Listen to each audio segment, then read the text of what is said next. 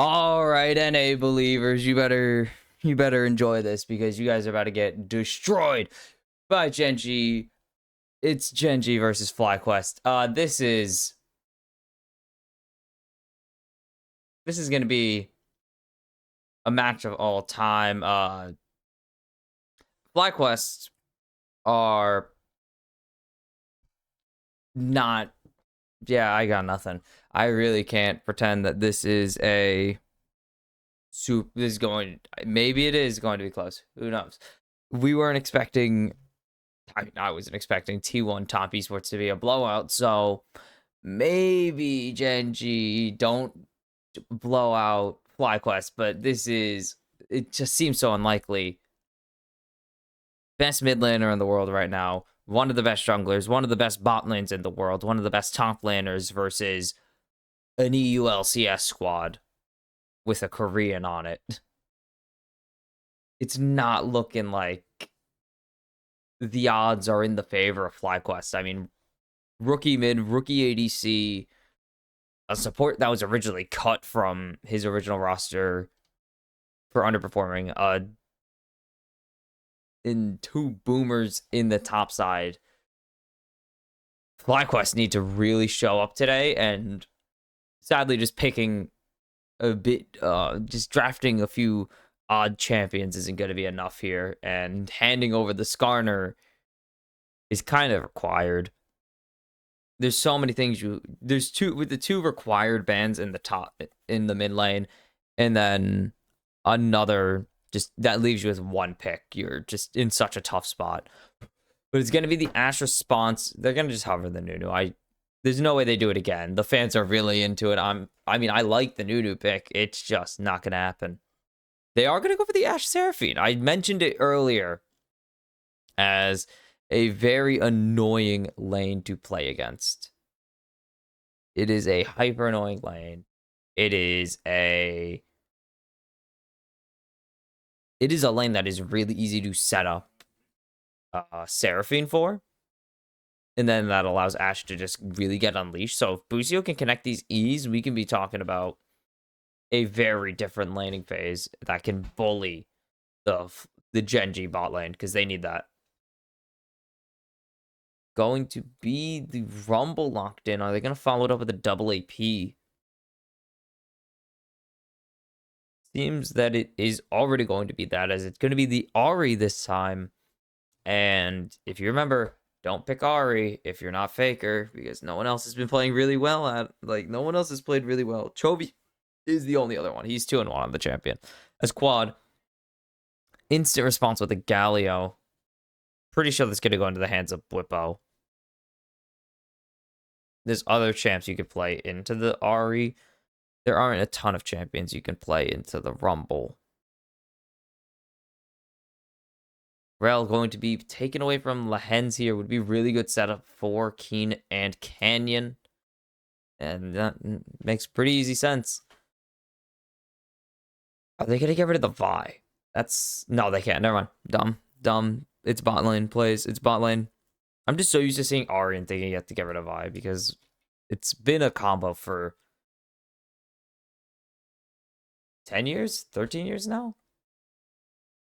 I can't say 10. Ahri's been out for longer than 10 years. Cassio going to be taken away from Quad. They know this Galio is going into the top lane. And that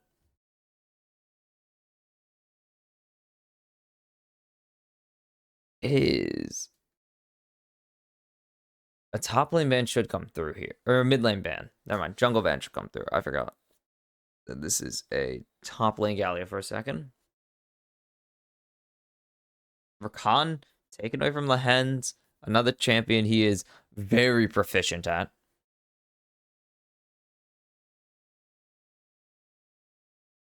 And Amumu going to be taken away from Inspired. That would be really good setup for the Galio. And FlyQuest have shown they are very willing to bust out the Amumu, as it's going to be Xin Zhao locked in for Inspired. And this is going to put a lot of pressure on Busio to be the sole engage. It's going to be on Busio to be engaged here. And that is a lot of pressure to put onto a 30-year support, I believe. Busio is? Yeah, let's Yoda for you. Okay, it's Jinx. We haven't seen a ton of Jinxes.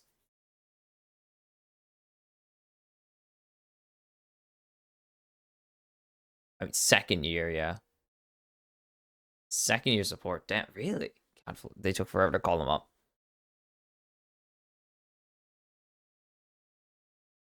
What are you gonna put on with the Jinx here? You gonna go with the Knot? It's gonna be the Leona? Okay. That leaves Quad all alone. That's not gonna be that. That's tough. Whippo would never play it. Whippo would never. Oh. Hmm. Okay, it is going to be the Busio lock, and we're going to see the pivot to Seraphine mid lane for Quad. We haven't seen Sarah mid in a while. It was not really meta more so than it was an option. It was never the best mid lane option. More often, people just had her in the bot lane because she synergized really well with Ashe. And okay. I think Gen.G's comp is still going to be more consistent. They are, again, relying on Busio to get in the middle of everybody. Well, now they're relying on Busio to get in the middle of everybody. Before, they were relying on Busio to set up the engage with either an ultimate or a root or stun that allows Inspired to go in and get the Galio ulti onto everybody. But now they are relying on Busio to get into the middle himself and provide that opening engage, which I don't know how well that's going to work. Gen.G are in a pretty good position draft-wise to set this up. Chovy pick a Kali. He's not going. He might. They would have to give over Yone for that to be even considered an option. We're playing a Silas. Quad's not going to play Silas. Probably. I'm really betting he's not going to play Silas. Jeez, the Church of Chovy is very much... The Church of Chovy has traveled to watch their god play, as it is time for game number 1 of the final quarterfinals match here in the World Championships.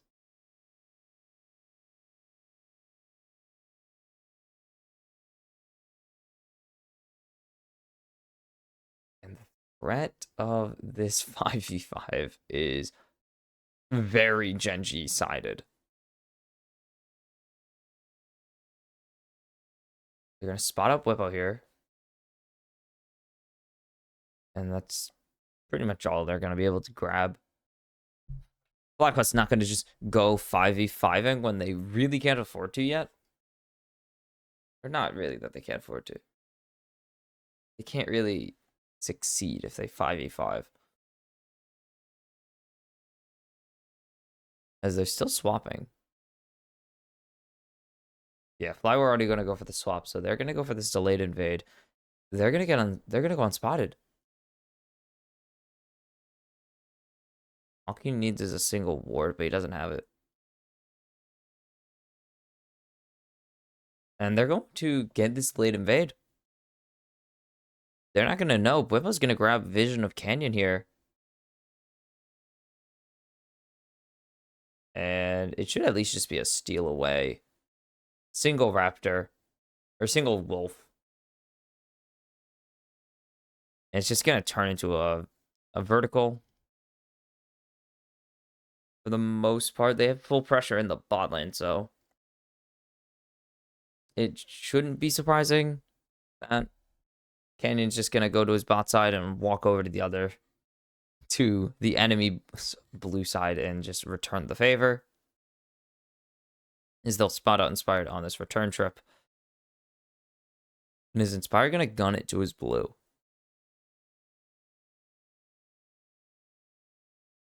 No. They're not going to just gun it. As there's the hawk shot. And Busio going to be just staring at Lehens. Keen is... Keen? We're both going to teleport to the bot side. Keen?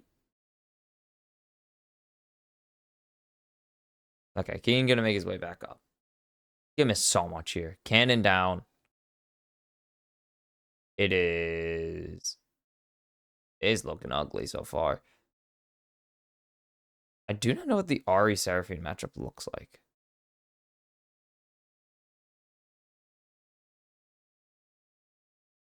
Apparently it's going neutral for now. A little bit of trading and it's whatever. Lehens is up here to try and help out his buddy. Gonna spot out Canyon. They're gonna spot out Hen's coming up here. Whipple's got a pretty chunky wave down here. Okay, and Jake's gonna be able to just farm this pretty easily. We're not seeing any major advantages besides this top lane because Keen was zoned off for so long. XP-wise, it's going to be pretty massive later on. The pace does have advantage for a little advantage. It's not a very large one. Just a little bit of an advantage for Whippo here. Should be able to answer it back, but Keen is coming down. They're going to spot him out. That is very important. To keep this vision in control so they know that they are going to be under threat of a dive. Inspired is going to show up here at the turret. And they should just be a plating instead of really a dive. Canyon's down here, but not really going to be doing anything. But just chilling. Okay. Should just be a Grub Drake trade with the bot lane swapped around. Keen gonna teleport to the top side here to catch a wave. He's just threatening bot lane for a dive. Doesn't happen. Oh my god. Keen is so far down. Full level down right now. And almost getting doubled up in CS already. Everywhere else is pretty even. Canyon going to be behind a little bit. And it shows in the gold difference. As you can see, the Tunneler versus the Giant's Belt. He would have bought that regardless, but shush. Now Bweppo with the turret plating going over to him. Going to further expand his gold lead over Keen. Oh, quad drops cannon. AP champs. Doesn't want to burn a spell yet. Oh, it was supposed to be grubs for FlyQuest with the push they had, but Keen able to grab the wave back in his favor. And they're going to get one. All they need. They only need one. That means you can get the mites. It means FlyQuest have an easier time getting the mites, but Gen.G have found themselves something. Especially in a game where they had not so much going for them to start this game off.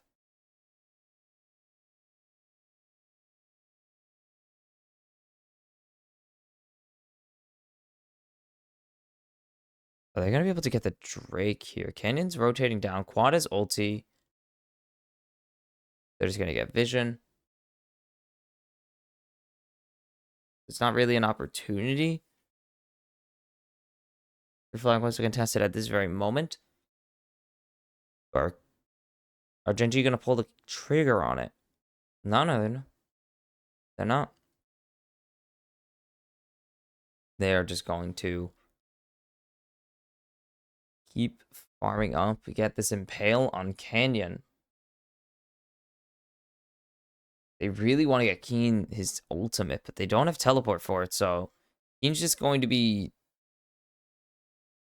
kind of awkwardly there as Bwipo has available because Keen had a burn is so early. Bwipo just uses to get to the bot lane on the level 2 play. Keen used it to go catch a wave recently.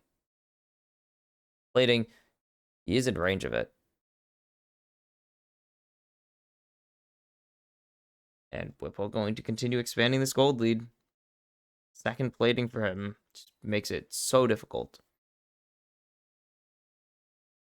Makes it so hard for Keen to try and get back in this game.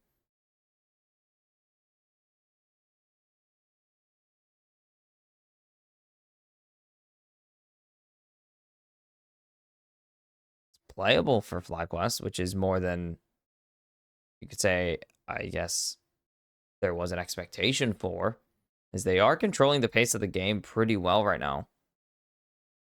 Nice combo onto Busio. That is a lot of damage even through the shield.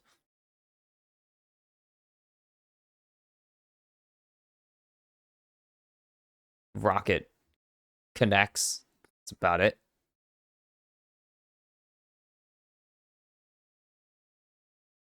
500 gold advantage thanks to Bwipo. And that's it. First grubs, or 2 grubs go over to FlyQuest. First straight goes over to FlyQuest. That'll be something at least. As Bwipo is looking for Keen perfectly spacing to have Bwipo in the Flame Spitter. The issue is Hollow Radiance is going to be so just so devastating to Keen's game state. He's going to not really be doing anything to a Galio who's very bulky very early on. Adding on the Magic Shield, this double AP comp. Gonna wish there wasn't a Galio. Keen should be able to shred through it later, but early game is a different beast. You don't have AP, Galio gets 40 magic resist, and the game is in a very rough state for the Rumble, to put it nicely.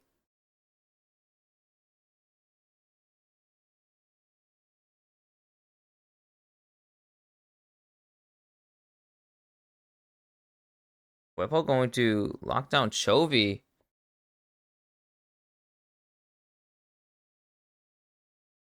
It's a lot of damage on the side of Chovy, even to Bwipo. Only has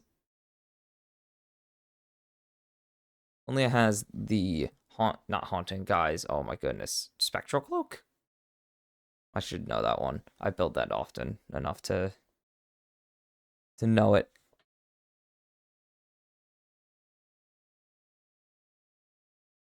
Regardless of my lack of knowledge, Void Grub started. FlyQuest need 2 here if they want the mites. Only need 1 if they want to deny the mites to the side of Gen.G. As there's the equalizer going down. That's a lot of damage already burning down most of FlyQuest. Chovy trying to go in, but he's not going to find anything. Solar Flare connects. First blood for Inspired. And there's the encore. And Keen falls to Bwipo. Lehens will follow as Matsu picks up that one. It's going to be the mites over to FlyQuest. And Gen.G thought they found an angle. Chovy had such a good moment, but Busio says no. And FlyQuest take a surprising advantage against the reigning MSI champions. And 2,000 gold ahead is the reward for FlyQuest. This equalizer is so good, but where does the engage fall apart? And then this doesn't connect. The arrow means that just the lockdown onto Chovy is there. There is no follow-up available for or for Gen.G. Canyon's nowhere nearby to land an impale and keep them on the equalizer. Be the grill master. And Nuke Duck stoic. Almost cracked a smile. Holy cow. That means FlyQuest are doing something good in this game.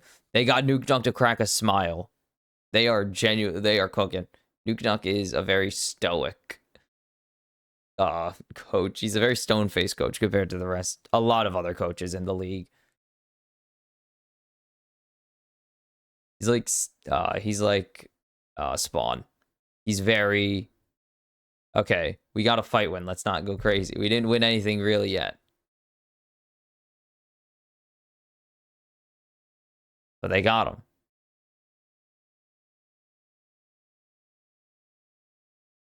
Okay. Masu has a lead over Pays right now. It slightly leads over Pays and Chovy, but such a big lead for Bwipo.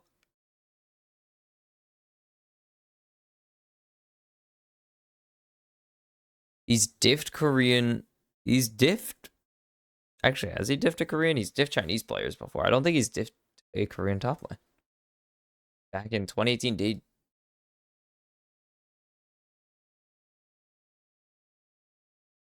No, they actually didn't face a Korean team. That's odd. At all. There's none in their group, and there was none in the knockout stages. Lockdown onto quad. Canyon coming over the wall. It's a little late, to say the least. And now FlyQuest in a great position as there's the heroic entrance. And Gen.G, what is going on? Fly are playing a solid game to start this series off, as they are playing spoiler.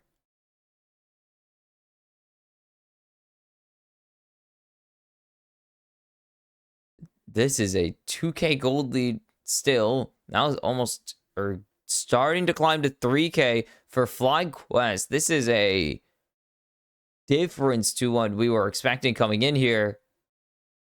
It's going to be both opening Drakes over to the side of Fly.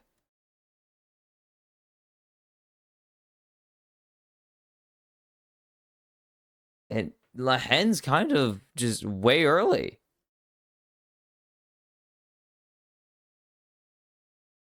This is an interesting play. Flash out of Canyon. Why are they going this far forwards? They want to go for a dive there with 2 tanks.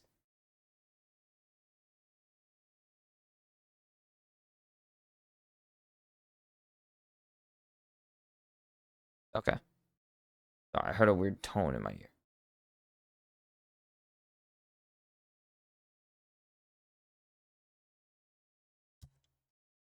Okay, that's my headphone. I don't know what's up. Whatever. Now 2,000 gold, so it's gone back down a little bit in terms of gold has dropped back down to 2K. It was nearing 3K for a little bit, but a 5-0 for Fly. What the hell? 5-0 on FlyQuest right now? Just what the hell is going on here? I didn't think I was going to have to say Gen.G are going to need to find an answer to FlyQuest. But here we are. This is going to be the first Seraphine Game of Worlds. Can FlyQuest make it a win? No, they can't wrap around onto Bwipo here. It's a not that strong Ari compared to a Hollow Radiance Merc Treads Galio. A little strong.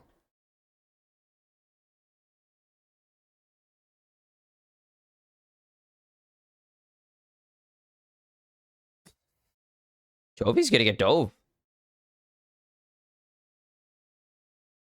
They're going to go for the encore, and it's not really going to connect, but there's so much zoning available as Keen going to lay down the equalizer. Can they get the impale? Masu is going low. Keen flashes forward, but he's not going to be able to find anything. And FlyQuest just playing safe. Very good usage, very good defensive usage of the encore.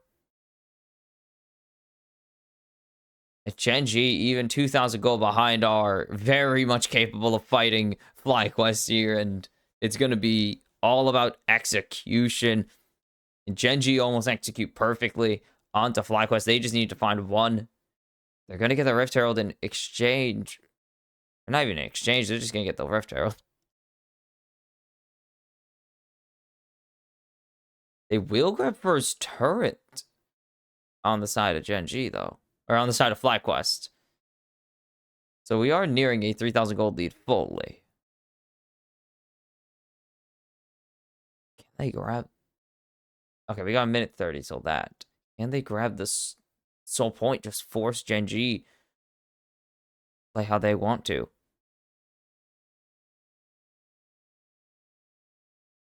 Now 3,000 gold ahead officially for FlyQuest. They need to find another set of team fights. It's not time yet. They need to find another set of team fights. Because that is the angle. We've seen that FlyQuest are not bulletproof as well. That is the most important thing here. If you are a believer, is that FlyQuest just showed they are not bulletproof.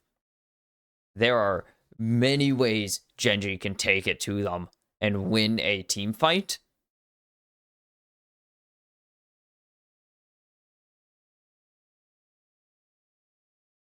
And if they catch out Masu, that is a huge chunk of their damage completely removed. Seraphine has okay damage, like decent damage.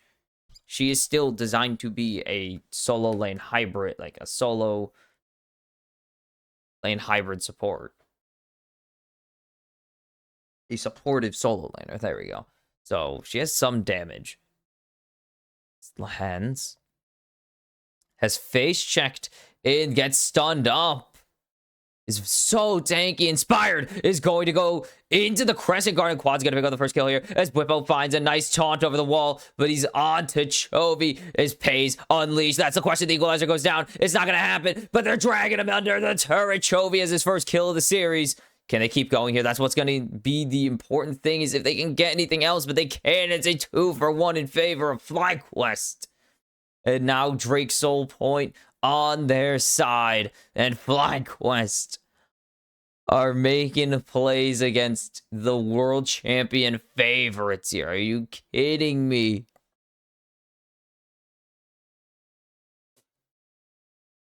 The Rift Herald's just going to get a charge, and that's it. It's not going to be a turret down. FlyQuest 3,000 gold ahead. It's again a face check from Lehens. They don't throw the equalizer down here. They could have threw it down here. This charm going to connect onto 2, force out. Pays on the cleanse. Good flash away from Pays there to dodge away from the Justice Punch. Inspired, great reflexes. And then this ulti is really nice, actually, from Canyon. It's just, it feels Gen.G are a bit late, and Bwippo's having fun. You get a big flash taunt over the wall. He's having a good time. And this is the biggest win prob I've seen from North America when it really matters. This is their shot. They have the champs rattled. They have the favorites shaken up. They need to execute the play here. Ew. Not FlyQuest. Ew. They need to find their moment. They need to stay calm and stoic here. They can't get ahead of themselves lest they give back over this opportunity. I have to wipe down the whole thing. See, why I don't.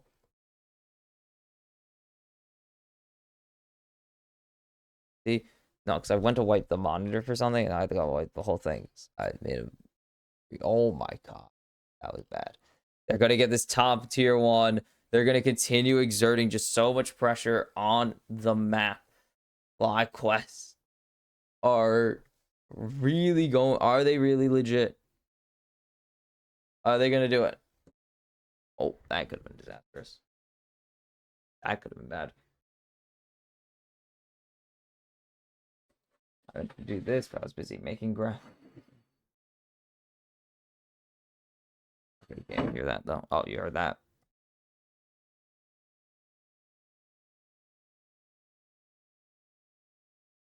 $3K gold, 3.5-ish thousand gold lead. Are they gonna be able to do it? Are they gonna be able to do it? Traps were for Vision. They grant Vision. Are they gonna be able to do it? Even with the 3.5 thousand gold lead, I think Gen.G can still team fight.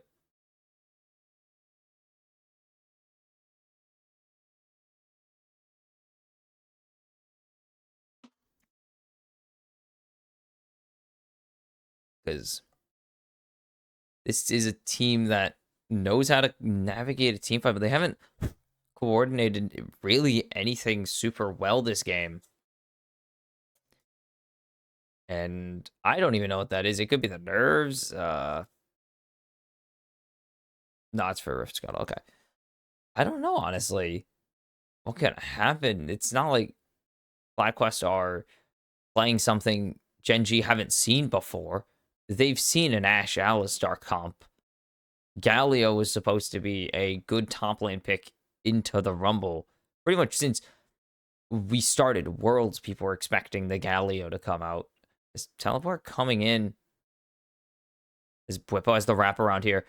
This could be the punch in the mouth as that's Pays getting locked down, but Bwipo going to flash in, and they've not found Pays, able to get out with his life. Equalizer goes down, but Canyon is going to have to give his whole life for the cause, as it's a kill and spree for Matsu.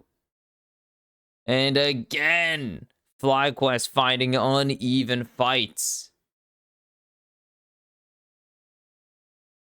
Oh, 4,000 gold ahead. Are they going to just be able to burst down this Baron? There's no jungle on the enemy team.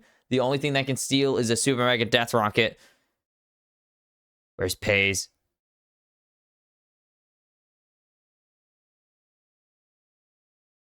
Whippo's wrapping around. FlyQuest should be able to grab this, as they're locking down Busio for Keen. As Chovy, a great headbutt onto him. But Pays has found one. He's getting excited, but Chovy getting one is all that they're going to get. Busio gives his life for the Baron. And FlyQuest going to continue to expand their gold lead. The Drake is up, though. And Gen.G should be able to deny this Drake soul. But look at Bwipo looking for this turret. And there's the teleport back from Keen. It will be another objective bounty. That's a bonus gold back to Gen.G. They're going to try and wrap around here onto Chovy, but Chovy has ulti still. Chovy has ult. So this is a bit of an overzealous play from FlyQuest, but just starting to get this push is still worth it, so it's not that big of a deal. Lahens just backing off of Busio. Lahens has been having a rough go of it to start the series, to say the least. Has been taken out back several times, getting caught out of position. Gen.G's highest gold lead is maybe a handful of gold. Like, there's a 0 right there. That's not good. It is a negative gold swing on this Baron buff, at least. Keen, not going to get hit. That's in a rock. An actual rock, not the country. They're just calling to push this wave out. They just want to keep these waves pushed. They're going to find Busio. They're going to find Gen.G starting the blue buff.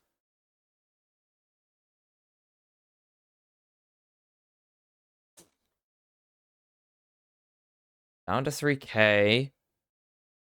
Still very much a... Busio's getting locked down, but is it Lahens that is getting truly caught? Yes, the answer is yes. Bwipo's here, and Lahens just has to back off. Sterik's finish for Canyon. He hasn't really gone to stack this Heartsteel.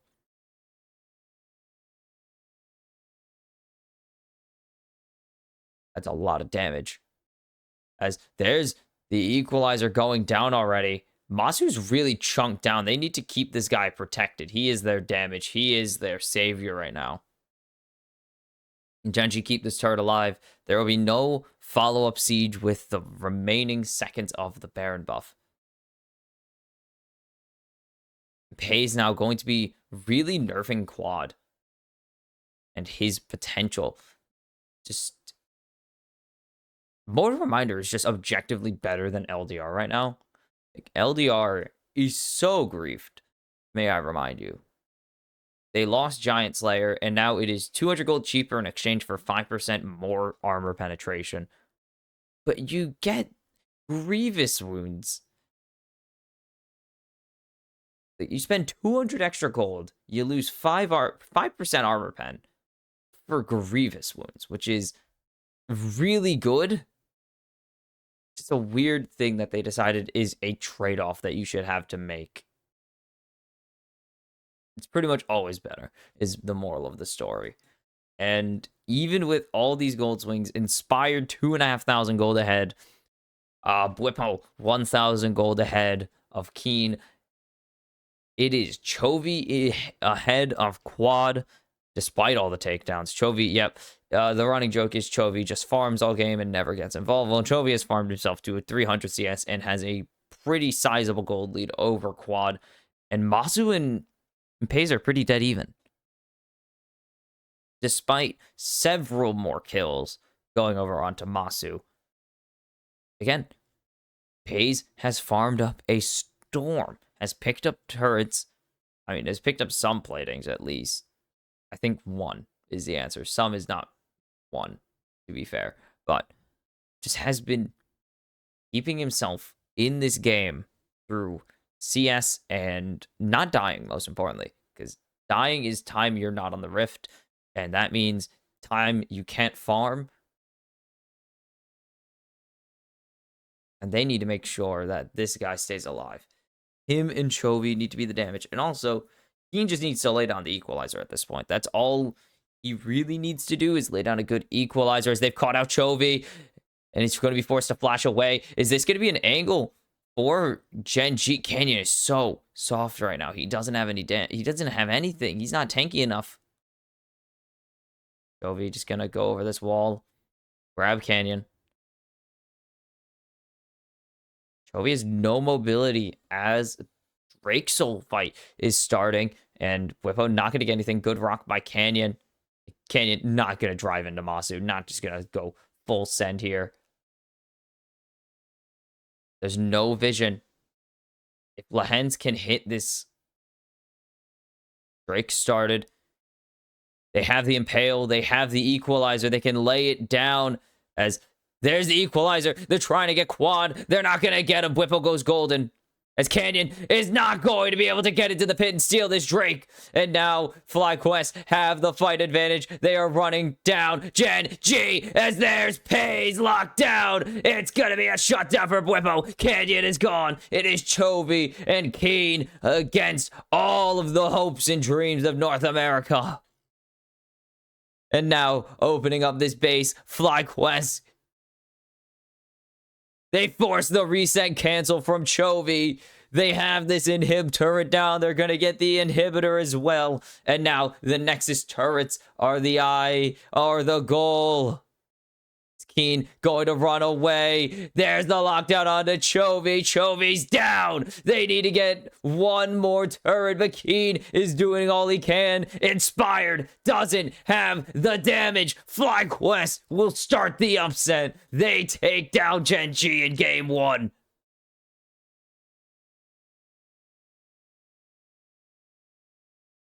Know what? I was a doubter, and FlyQuest play a very clean game one. They controlled the pace, and FlyQuest, the crowd at their back, and the shock of it all. They lead Gen.G game one after a really dominant game. They did not let Gen.G get anything. They controlled the pace with lane swaps, and then when team fights broke out, they didn't break their resolve. They did not crumble under the pressure, and God damn it, FlyQuest. God damn, FlyQuest. You know how to make something entertaining at least. As now, I want to say, for the first time ever, North America leads the LCK 1 seed in a best of 5 because I don't think it's ever happened. So, can FlyQuest keep Gen.G silenced, keep them down in this series, or does Gen.G, are they done? Are they done playing with FlyQuest, and are they gonna stick it to him? We'll have to find out as FlyQuest lead 1-0 in this best of 5, and game 2 is coming up next. And we're back. It is a shocker after game 1. FlyQuest lead 1-0 over Gen.G. It wasn't even close. They rolled Gen.G in that first game. They took took the pace advantage with this lane swap, converted that into, oh my god, gold advantages, small gold advantages, big team fight at the Grubs that they actually did super well at protecting Masu and collapsing onto Chovy. And that small gold lead maintained throughout the entire game until the next major team fight where FlyQuest just ballooned it. They won actually, they lost the fight around the Baron. They won the fight before the Baron. They get the Baron, lose Busio. Looks like Gen.G are going to out-macro them. And then the next team fight for Drake Soul, Gen.G just get wiped. They get destroyed, and they cannot afford to finish anything. And FlyQuest make it look easy in game number 1, which is not what I was expecting from Gen.G at all. And they're going to get the Ashe for themselves. They know. Masu is a little comfortable on the Ashe, and he had a really good game on it. So we'll see what FlyQuest could do, as now they've had a lot of their comp just taken away from them. It will be the Orianna. We had that taken away from Quad in game number 1, but they got to get rid of the Seraphine. No Nocturne. FlyQuest, it's still smart. They can't afford to just give that over, sadly.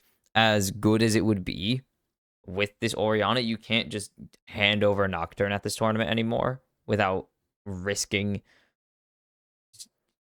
getting rolled, getting comboed on until the game ends. Masu gonna lock in the Ezreal here. And what's the response here? Or what's the response for Gen.G? They probably want to get their jungle in this first rotation right now, as there's already 3 of them banned away. Yes, 2 of them by Gen.G. But with 3 of them taken away, they probably want to grab theirs now and salvage something, as Canyon sees the Nidalee is left open. And this guy's one of the best Nidalees in the world. There's a reason he has his skin, man. There's a reason he has his own freaking cosmetic on this champion. He won Worlds on it way back. Way back. Day 1 Gaming Nidalee exists for a reason, okay? And it's going to be Keen on the Jax.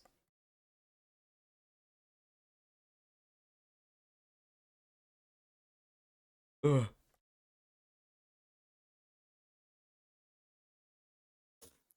What does Bippa want to respond with here? Because it does seem like... no, maybe the best option is to lock in Inspired's pink. Hey, Masu. No, they're going to leave topside completely open. It's going to be the Rakan for Busio here.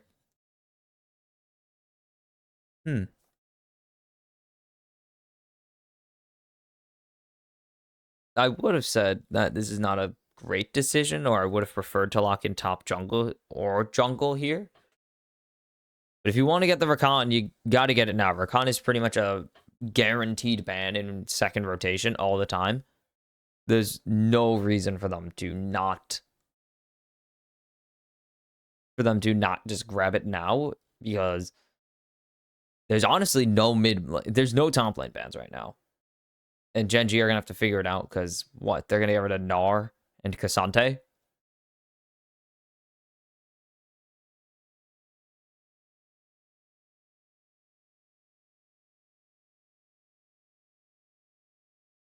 Hmm?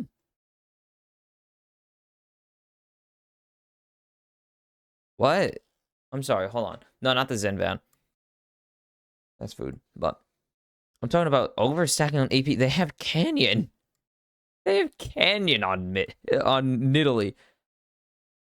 I mean, yeah, they probably do want an AD mid laner, but it's not like an AD mid jungle means that they're just so overstacked on AP. They have two AD carries here. They have two AD champions. I think they're fine.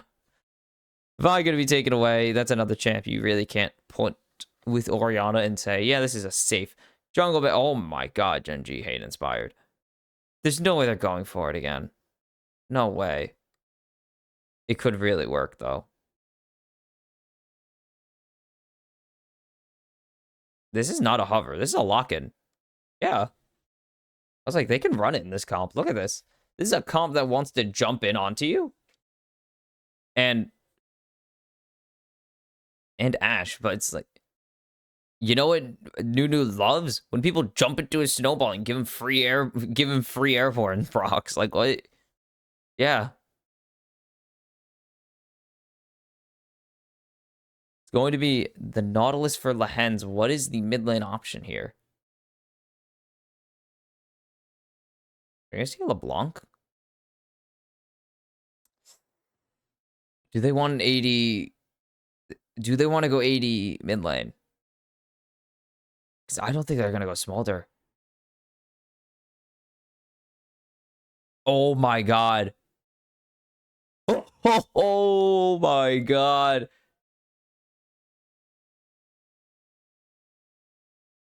What is going on? First Seraphine of the tournament. Nidalee left open for Canyon. The salty run back of Nunu.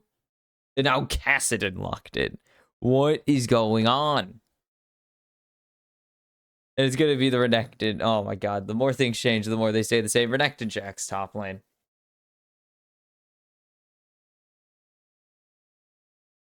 Oh my god. Oh my freaking god. What the hell is going on here? What the hell? All right, Chovy, let's see. This is... He's only played 5 games of Cass in his career. He's played it earlier this year in Tatalia. He's won 4 of his 5 games, and 4 of those are in a row. He's won all 4 of his games at the tier 1 level. The only loss of Cassidon in his career was in Challengers Korea, not Champions Korea. So, at the highest level of competition, Chovy is undefeated on the Cassidon in his career. He's 1-0 this year. He's actually run against Nongshim in back-to-back years because Nongshim never see it coming. He beat Talia. He's used it to beat Akali. He's got to beat an Orianna now. Has he beat Orianna with it? Akali, Rumble, Corki. How did you play it into Corki? It's a full AD comp. Gragas support was the best API. What the hell? Whatever. It's time for game. Oh, there it is. Game number 2. FlyQuest bust out the Nunu, but Chovy responds with Cassidon.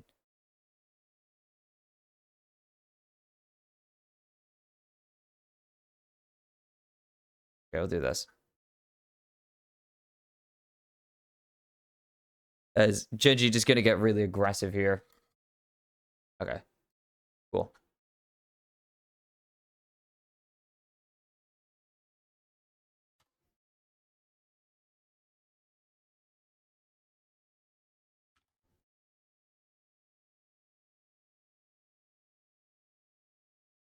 It'd be this one, sorry.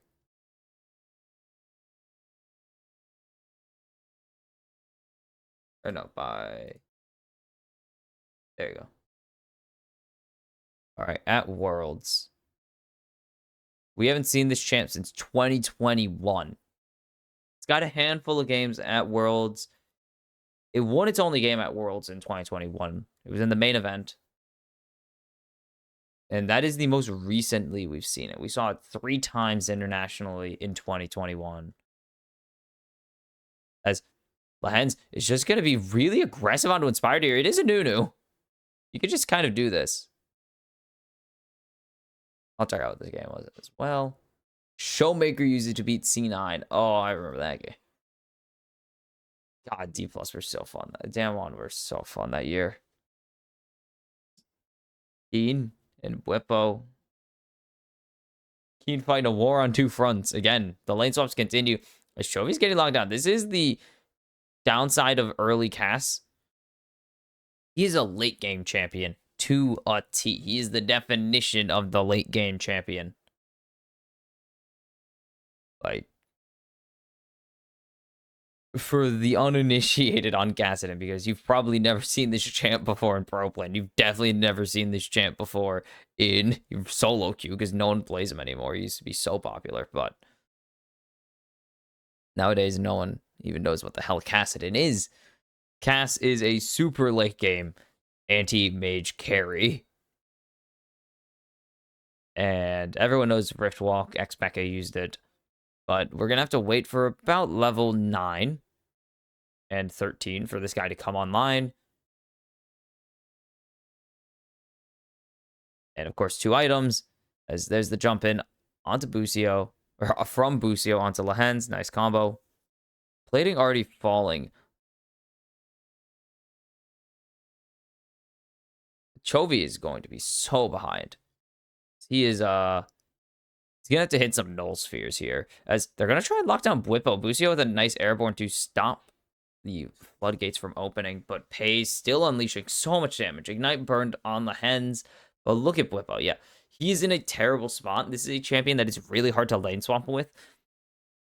Compared to a Jax. We've seen Jax so many times. Just lane swap into ADCs and not really give a damn because it's Jax. He has the counter. So he's chilling. Canyon's harassing down here. As there's the dive coming in. And Bwipo is going to survive for now. But the flash means that Pays will survive and get the first blood.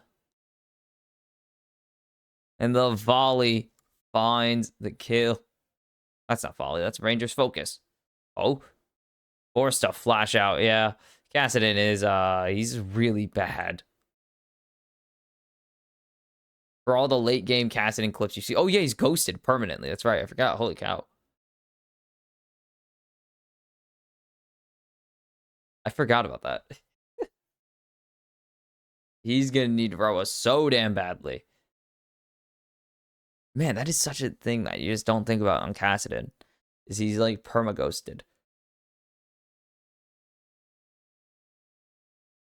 It is going to be... Oh, stay. As there's the magic shield coming through. And there's not enough damage. And now Canyon here. Busio is gone. Canyon finds another takedown. Inspired's here to help out. But Canyon, he's using his own skin. You give him historically one of his best champions. This is what you're going to get. Pays keeping the lane swap going with Bwipo. And Bwipo, he's played into some really rough lane swamp. Into some really free lane swaps. But this one's not one of them. No more Jin Scions here. No. You got to play against Ash now, buddy, on Renekton. Good luck. Just survive. Oh my god. Brutal. And with Nidalee getting fed, this is a problem. Nidalee is so strong. Busio should be able to stall this wave out enough to get most of it to his ADC. Busio steals the mana. Doesn't actually use any other spells. I don't know if he has. He definitely has Nether Sphere available, but it's fine. Or Null Sphere. Nether Blade, Null Sphere. He has such sick ability names. I don't know what his E is called. I think it's Rift Walk, everyone's favorite ability.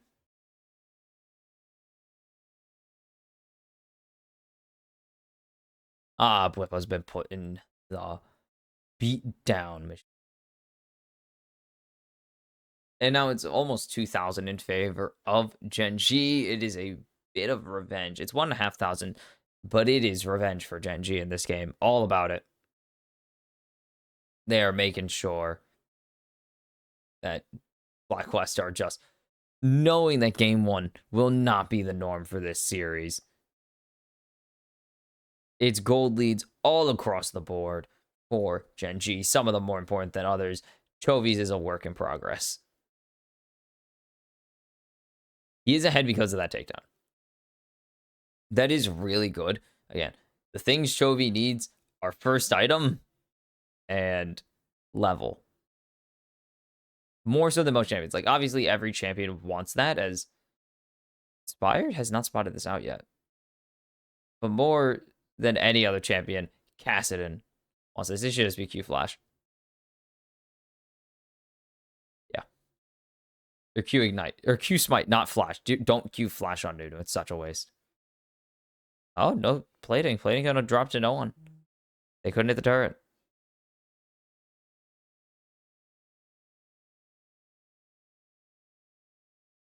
Oh, he has Riftwalk available, so he has that.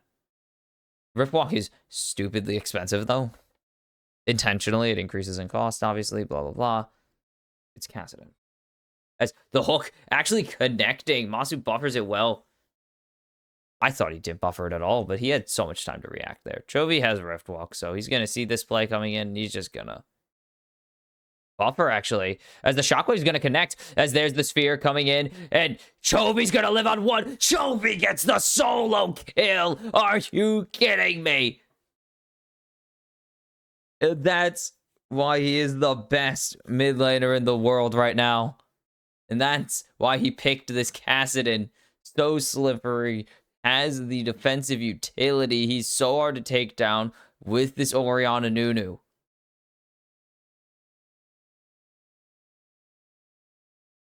As Busio dodged away from, and he's going to get locked down, actually, forced to exhaust.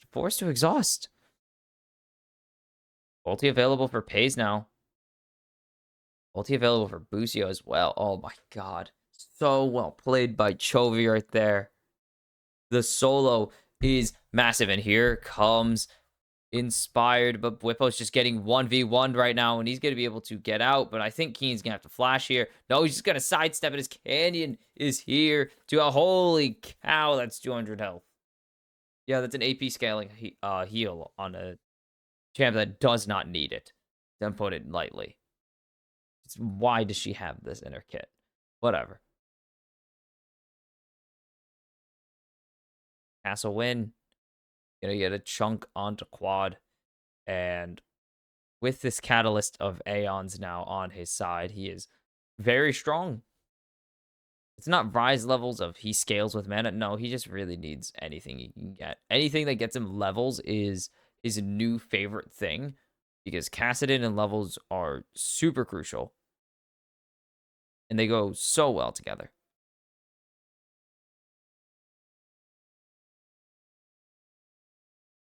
He also has, I mean, there's so much. I love Kassadin. I never get to play him, but I do like Kassadin. I remember my time of playing him a lot. Is Keen gonna get the jump onto Bwippo here? And it's just really hard. Bwippo's just gonna have the flash. Got his Nunu with him, as there's the jump away, but can inspire drive. He's trying to get the corner, and he's gonna be able to dodge away. Inspired, gonna take a turret shot, doesn't get the root. And gonna be 6 grubs over to over to Gen.G, so we will see the Void Mites once again. FlyQuest didn't really have to use the Void Mites. They never really went for a split because they didn't need to. They were just very fed. They actually got almost all of their objectives off of team fights, or all of their turrets off of team fights. As Busio and Lahens, so Portal Combat engaged, but Masu is already here, and that makes this a little bit of an unfair match, if I do say so myself. Plate's on 1 health, so Masu's probably gonna have to just, or Pays is probably gonna have to drop this. Whippo gonna get something. He's down 22 CS. I think that went through, right? There's no way.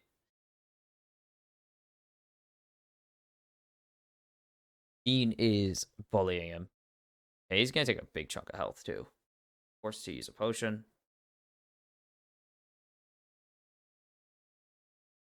Ovi's really bulky now. He's going to build up to this Roa and as Whippo gonna have to flash here if he's not careful. Keen is following him perfectly. He's playing this so well. Does not have it though. He keeps holding it. That is going to be a big thing for him. Uh-oh.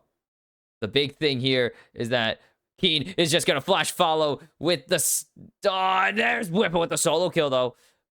And Canyon has to disengage. The minions block the spears, and Whippo gets the solo kill. And that's going to close the gold lead significantly for Whippo specifically. That's a turret flading over to Lahen's only as Pays is way back there, just not taking any chances.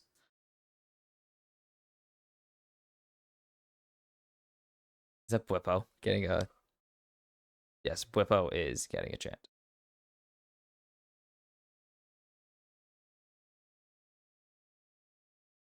Oh, that was a misexecute as well. Hits the wave, doesn't smite the minion. You pretty much one-shot backliners. The only minions you don't insta-kill, I believe, are cannons. Or siege minions. It's to be fancy. Is Chovy. Null spheres, it doesn't really matter because through the null sphere, he just hits himself with a snowball. No, my Kassadin support days were crazy because Kassadin's actually kind of a nutty support. He has infinite mana. As he doesn't need a farm. As there's the jump in onto Whippo. And they are not taking any chances this time. They are not having it. They are not happy. They want Whippo dead. And they're going to get him dead. God damn it. Another teleport coming in quad? You have to flash away immediately. Pays, flash follows. Does he hit the ulti? He doesn't have it in him. And then Lahens is just going to have to give his life. He's going to hook away. He can't Spider-Man to safety here. As Inspired will kill him with the recast of the E.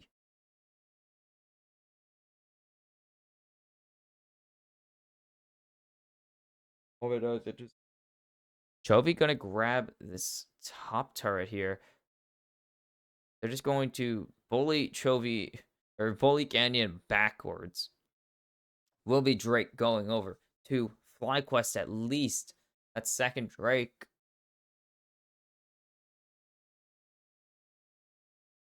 Away.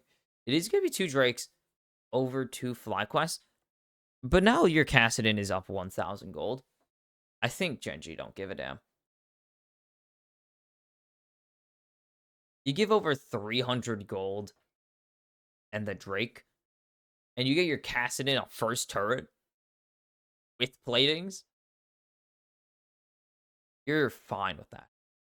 You are so okay with that. The row has been done. He's going to have it at 22 minutes. He's just going to start building up to this Moramana. It's not even going to go to Manamune. He's going to have it done by the time he buys it. Have it upgraded by the time he buys it, I guess.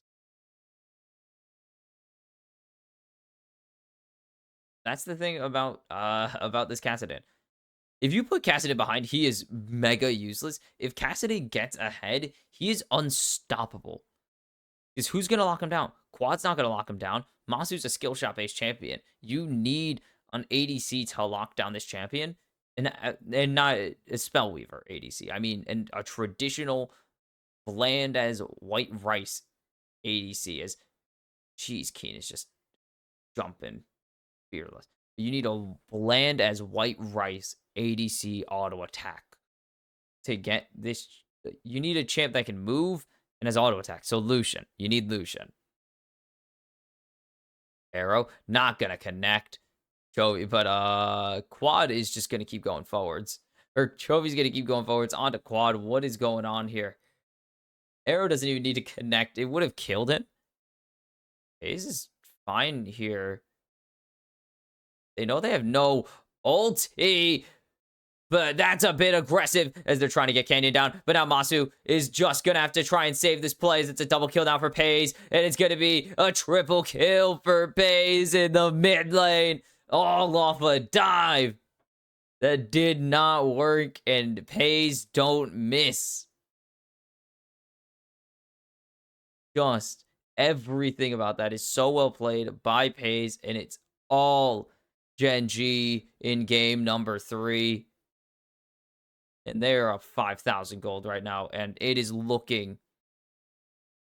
It's looking bad, to say the least.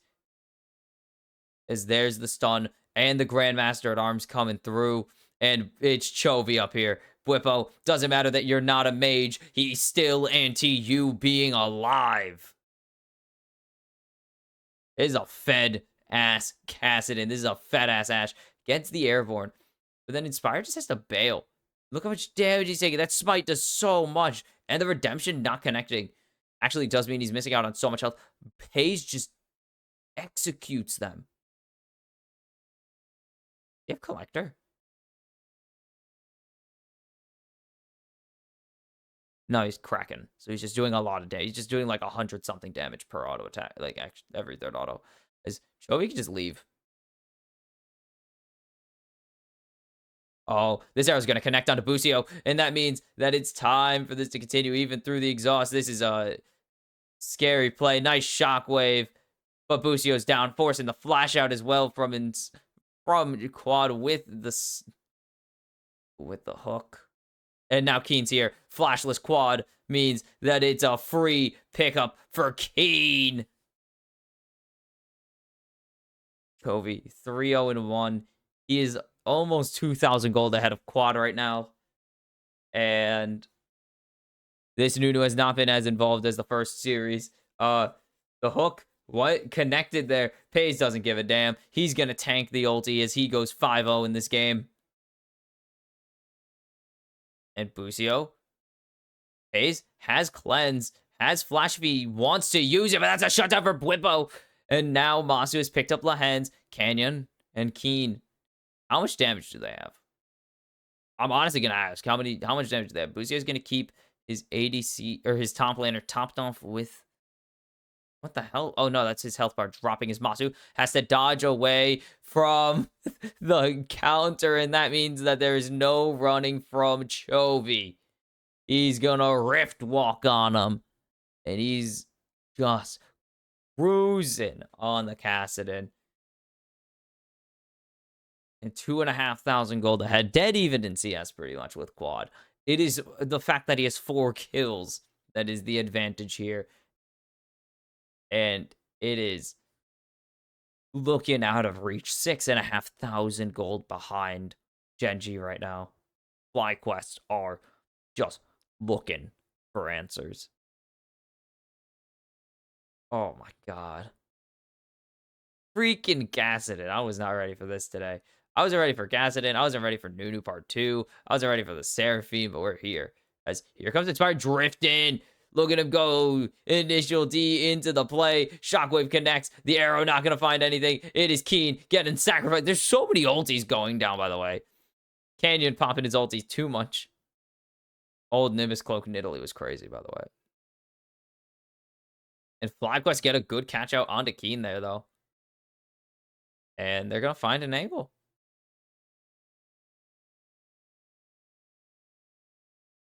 It's just Jax.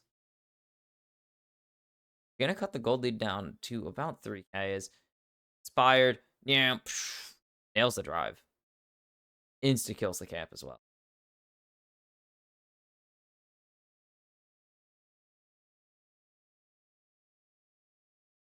Where is the angle? This is a Seraphs, yeah. Did I say Muramata? I meant Seraphs. Holy cow. Yeah, I mean, I've seen one, and it was very funny. It was not a Muramata, but I did see 180 cast, and it was an accident. Very funny.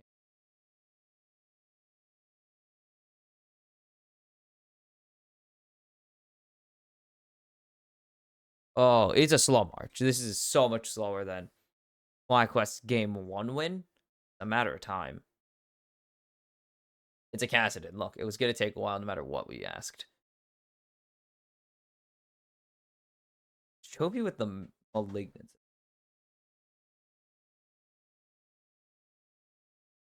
We're about 50 seconds removed from level 15 on Chovy. Quad's level 13. The next highest level in the game is 13. Come on. As there's Chovy just gonna keep putting the damage down. As Whippo just can't do anything at this point. Even with the anti-magic shield, that's not your arrow. As he's doing so much damage through the stair axe, he's just gonna keep going forwards. He still has Seraphs up. Uh-oh. Lucio going to get hooked in. He's going to jump away. I think Canyon has the damage here. Oh, doesn't hit the second spear. Waiting. He's a couple seconds removed from this upgrade on the Roa. And there it is. It's Chovy. This is domination. As they are looking for Masu. Inspired. Takes so much damage. And he's just going to keep going forward. Chovy doesn't give a damn. He's going to get charmed. He's going to get all the CC. And he's still alive. And there's the shockwave only onto Lahen's. Whippo goes down to Pays. And there's Keen going in. It's going to be a double for Pays. And Chovy's following it up. Triple for Pays. Quad's running to his base. But it's Chovy. Rift walking all over the Rift right now. And the arrow's going to connect. Keen, does he have the damage? There's a Seraph, so no, he's dead. Goes golden. He's going to bonk the turret. He's not going to survive. He will get the turret still going over in gold, but very silly play. Lahen's is low. Lahen's? Okay, he's going to live. Good live. But it's going to be the Baron for Gen.G, and they are crushing FlyQuest here under their heel. It is a 10k gold lead. It is insurmountable for FlyQuest right now.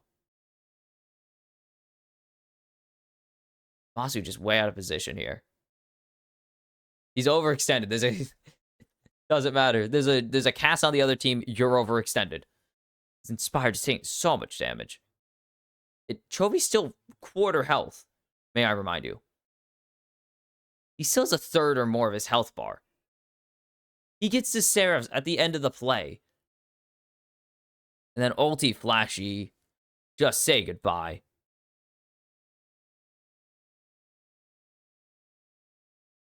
You can see the vibes are a little different. Masu, yeah. Whippo, even when he's losing, he always seems like it's maybe not having a fun time, but it seems like he's trying to keep his spirits up.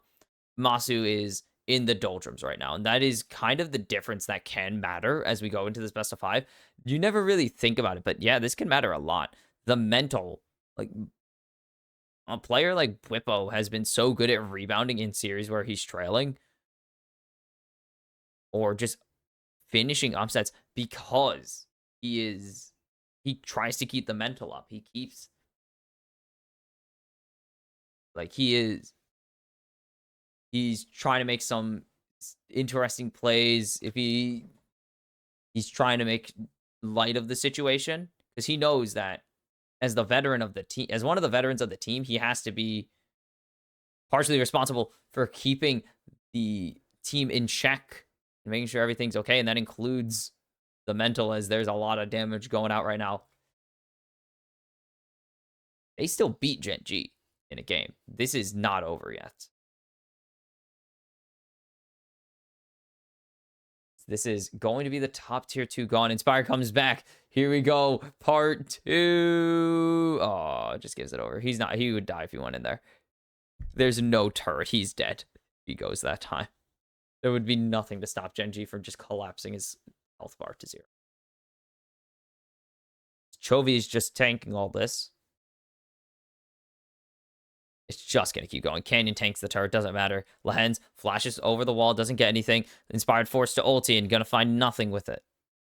And now it is the beginning of the end. Gen.G have just dominated this game. Whippo's getting shredded to bits.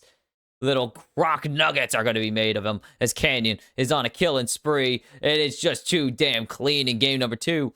Chovy will hand Cassidy his first win at the international stage in 3 years as Masu is going to get flash forwards on by Pace. Chovy, 6 kills now.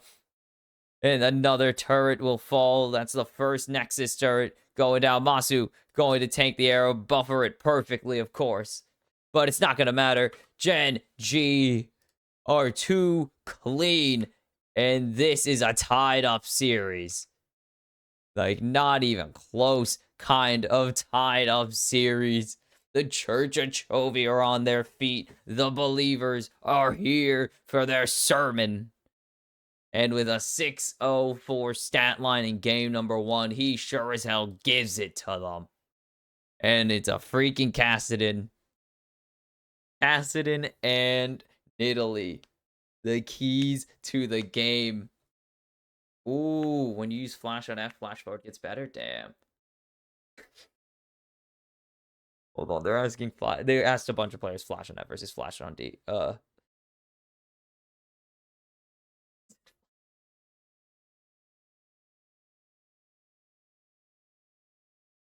Oh, man, you didn't even entertain them. Like, all the other players were like, why is your flash on D or flash on F is just the better? Like, you play better when you get flash on F. Change it to F.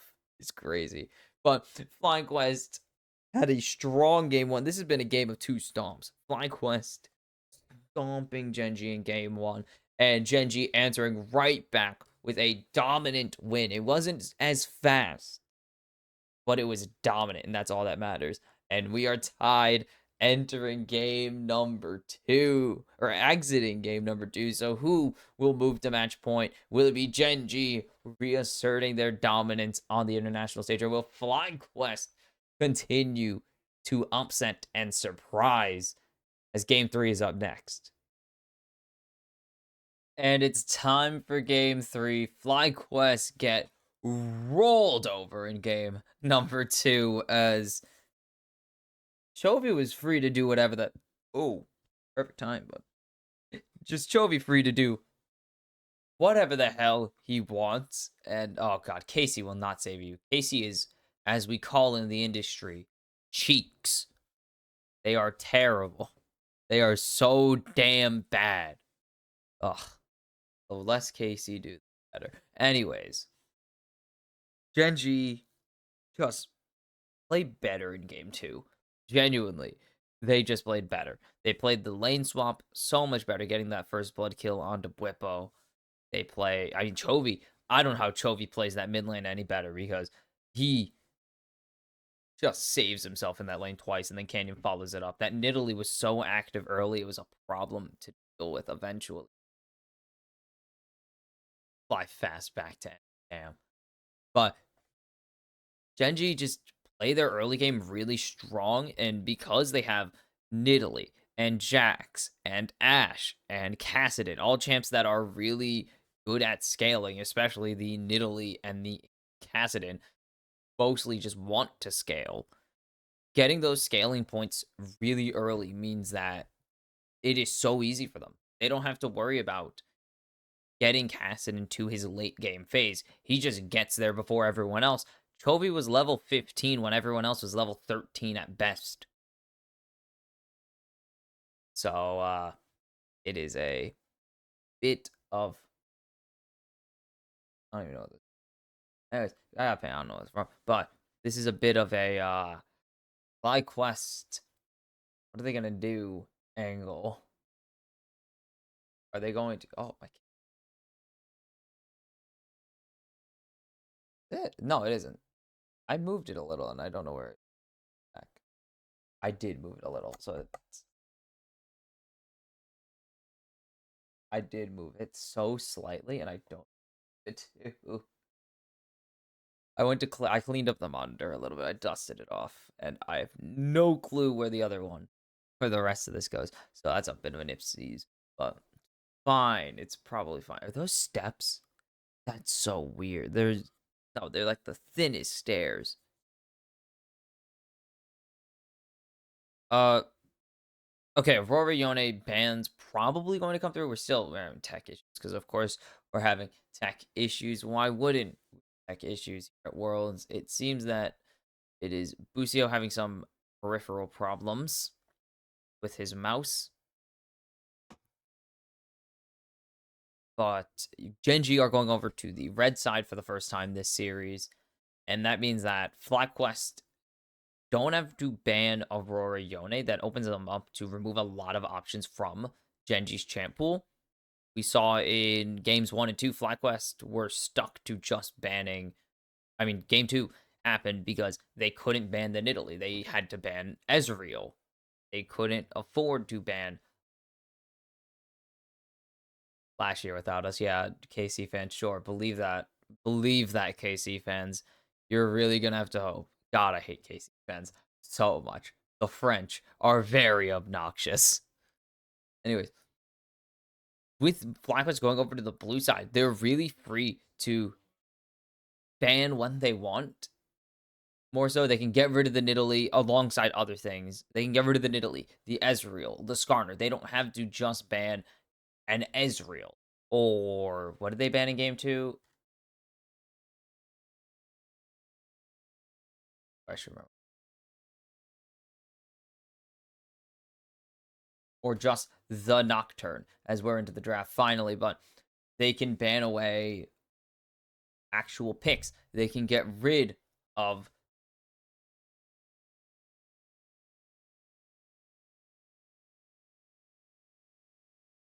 FlyQuest. Don't know what ban, like what side selection is. God damn it! Why did they ban the Aurora? They can leave the Yone open. Gen.G do have to ban Yone, but you could have just made them ban both, and you would have had your Ivern available. You would have had, you would have had something open. But whatever. No one.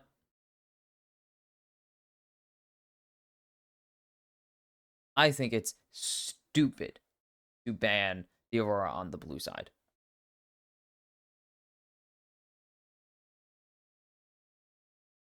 Yeah, they are.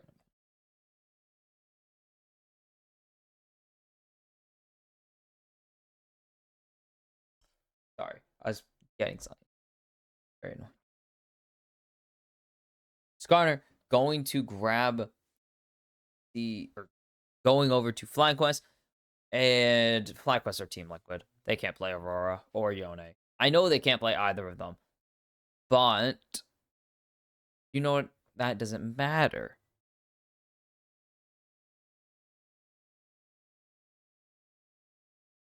They just keep banning it away. I guess it's not really a problem, but that just really hinders your draft flexibility. As Sedge going to be taken for Canyon here, matching the jungle lock-in. Mostly, if you ban Aurora on blue side, you're wasting a ban. But if your opponents know that, they're going to give you blue side and just not ban something because you have to take one of them.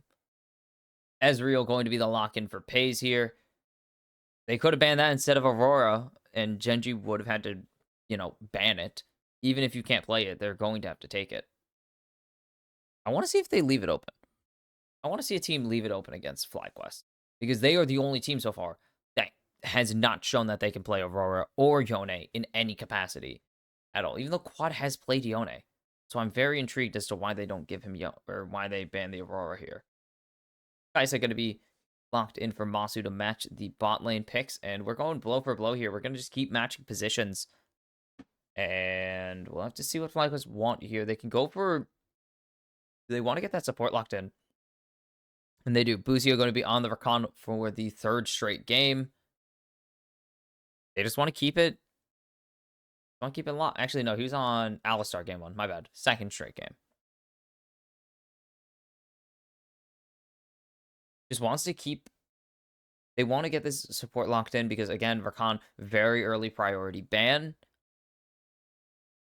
And getting it now would be important, but it's going to be Chovy. On the Silas, they are pretty confident in their support pick, which means it's probably going to be something Nautilus, Alistar route. They're not going to be able to ban out all their engaged support options. This also opens up the draft, actually, a lot for Gen.G, as they have quite the flexibility in this top end support lock-in. They can go for a tank support and a bruiser top lane. They can go for a tank top lane and maybe something funky in the support role.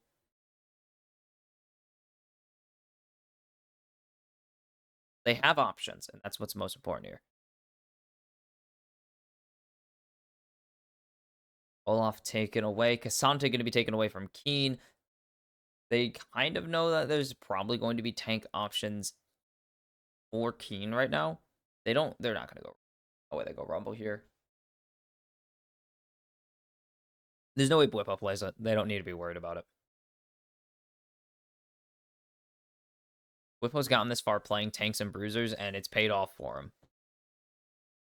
I'm going to pretend it hasn't. It's going to be quad off of his Orianna. Plays bruiser, he plays fighters, and he plays tanks. That works in the top lane. He doesn't need to play Rumble or Vayne. So, chilling. And they're going AP mid, so yeah, if they're going to go AP mid, what's the point of locking in an AP top laner unless you get something, unless you get some crazy setup like Rel Sejuani, which you're not showing. If you get like Rel Sejuani, yeah, then maybe you, or like Rel Skarner, then you can go a Rumble in the top lane, but that doesn't matter. They were showing Renekton. The Olaf ban gave it away. They wanted it as, oh, this is something I was expecting to see. I was expecting to see this. It's into the Renekton. It's gonna be the Urgot. Let's go. Who played Urgot earlier this tournament? It was definitely in the play-in stage.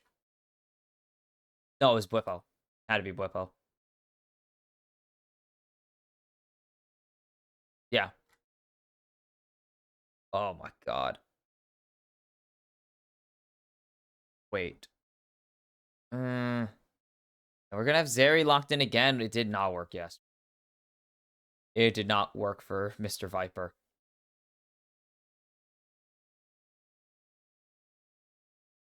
Yeah, Bwipo lost on it to HLE. Bwipo did do poorly. It was just they threw after a while. I remember that one, yeah. And it's gonna be Braum locked in. This is a really good comp actually for Gen.G here. With the quadruple melee champions. I want my 10 euro. I want my 10 euro. Nunu was not the problem. Oh my god, that's great. No, Nunu was not actually the issue in that game. The issue is that they kind of just fed the Kassadin. That's mostly the issue. Not that the Nunu was particularly bad. The comp was not that bad, actually. A counter dive comp with a Nunu is not the worst case scenario. They probably could just went side like Poppy, but it's fine. And with Gen.G, I'm preferring their comp right now. I think their comp runs a lot better together. Mostly because of the Zeri. Like, Zeri is kind of ass right now. Like, there's no other way for me to put it. Zeri's kind of butt. There's a reason we haven't seen it consistently at Worlds this year. And there's a reason we definitely did not consistently see it mid and consistently put in the bot lane. Because Zeri mid was concepted for about like 2 weeks. And everyone gave up on it for Tristana Smolder because it just objectively was worse than those two champions by a mile. So Wad's got to bust out something crazy here because Zeri has been underwhelming for the past several months, let alone World Championship. But Grasp Zeri, okay. Okay. They did nerf Grasp in response. Overall, as a whole, they nerfed Grasp. It was the ultimate top lane. It's the ultimate rune before its nerfs in 1419 or 1420, where they reduced its overall healing and especially targeted its ranged healing because every ranged champion's taking it right now over Fleet pretty consistently. If you aren't taking PTA or Conqueror, you're taking Grasp right now.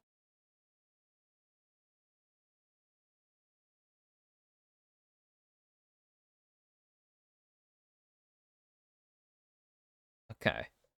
Let's see where we're gonna. Quad theoretically should win this, but Chovy is wrong. It should be fine to this matchup. They know there's a ward here on this red buff. This should not dissuade Canyon from going for it if he is going for it. As pause. Peripheral issue, probably. Probably an extension of the peripheral issues, as we were seeing. Very every time. Every freaking time. It always just kind of sucks to do this. To get pauses early, but get them out the way early so they don't happen during crazy team fights. Yeah, I agree with that one.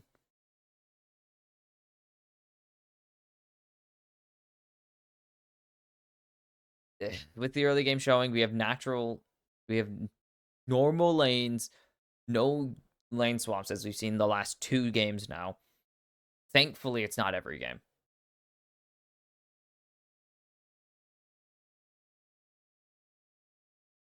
Seeing a funny word. Hold on.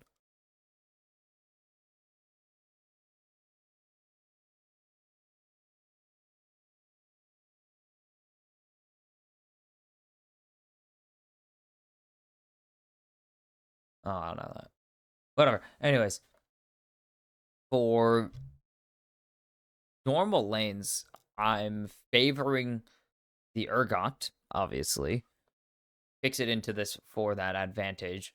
It's going to be a little bit before it just completely takes over the game. Urgot needs to really ramp up before he does anything. But for normal lanes, I'm favoring Gen.G, and that's the thing. Normal lanes overall, I'm favoring Gen.G. I think Chovy's going to be fine into the Zeri because Zeri has to be point blank with him. He has to be in front of minions for the most part. In front of the enemy minions, at least. For the Q to connect more often than not.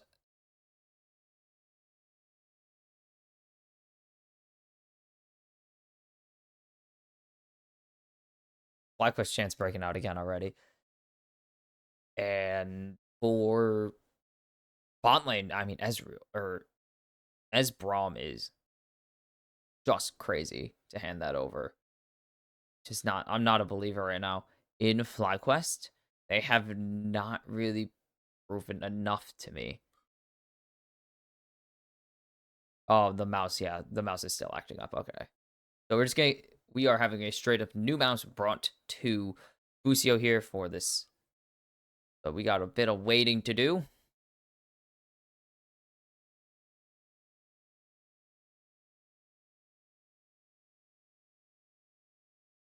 I don't know. FlyQuest still have a lot to prove to me. I mean, so does Gen.G. I famously am a Gen.G doubter more often than not. I am very known for my doubting of various teams. I don't believe Gen.G can pop off. I didn't believe in Hanwha Life, though I think a lot of people didn't. I just thought Hanwha were not as strong as they could have been. I've pretty much always doubted the LPL, actually. LPL, very well known for not performing in World's Finals. I'm just usually doubtful of a lot of these teams, and Gen.G's one of them. They're a team that has always underperformed in the clutch.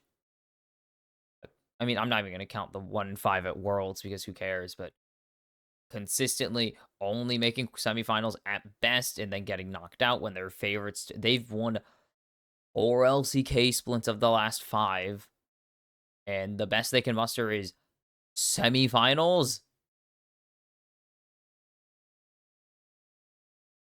And we're back into the game. Let's go. Gen.G have so much to prove to me. FlyQuest have a lot as well, as North America is a region I never believed in ever. Just, it's not worth believing. North America 95% of the time. There have been 2 points in history where believing in North America was genuinely a thing you were able to do. 2016 and 2019. Like, that's it. 2016 and 2018, the 2 years in history you were able to believe in that region without it just being like a meme. Quad just gets hit in the face. The turret shot. That's his grass proc, though. I believe Q procs it. It procs on hit effect, so yes. Urgot, yeah, is just going to be stronger than in here. As you can see, the massive advantage built up and the massive XP advantage built up by Bwipo, though that's just because the wave hasn't died yet. And yeah, in for a dive here. And they need this Q to connect as the heal goes through. Here comes the teleport as they're trying to lock down somebody. And now Bwipo coming in, flashing forwards with the E. Gonna get locked down, and Pays has the return damage. He's trying to unleash all of his damage, but he's gonna get ignited. Flash, flash follow. There's first blood to Masu, and it's a double kill to boot. And FlyQuest get aggressive early, and they counter the aggression of Gen.G beautifully. And it looks like it's going so poorly for FlyQuest, but just barely. They have the health bars. They have the blocking on the Qs.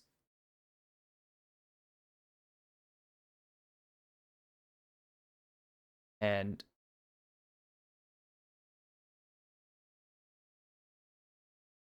flash for flash here.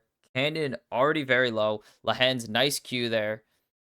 And Hayes, just look at the blocking. Masu knows he's at half HP and that he can block these Mystic shots easily. And then nice. God.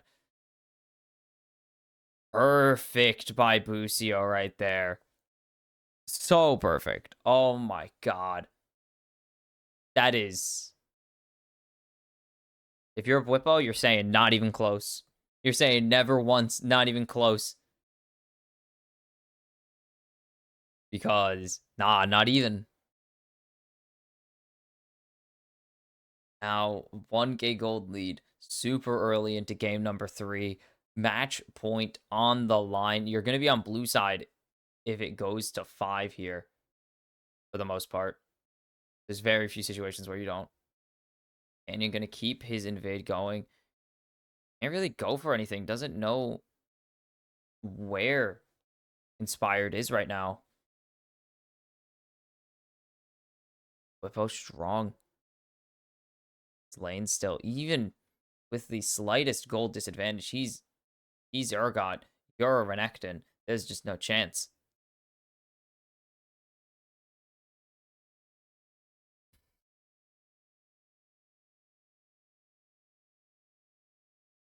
So you're trying to position aggressively here.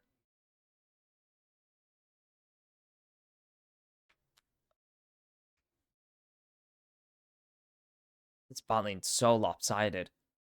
So Rectrix already finished. Good amount of damages. There's ulti for Chovy. Chovy, I don't know if he knows. He knows Inspired's here. Steals Lightning Crash, though. I was like, is he just going to go for a full-on engage here? It's not a very good idea. Could do it, though.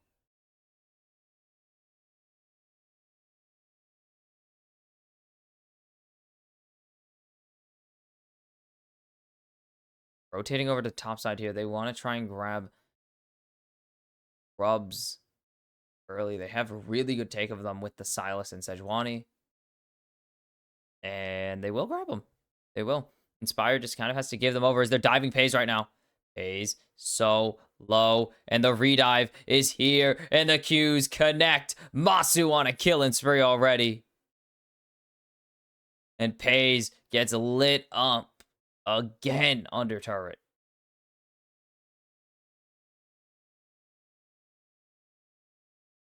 And Lightning Crash comes through just to get this wave cleared. This is already getting out of hand. As there's the stun coming in for Bwipo. And he's going to get dove. Can you get to pick up that one there? Gen.G get their kills back. Bwipo, no TP. He's going to miss so much. He has the plated steel caps, the ninja tabbies on his side now.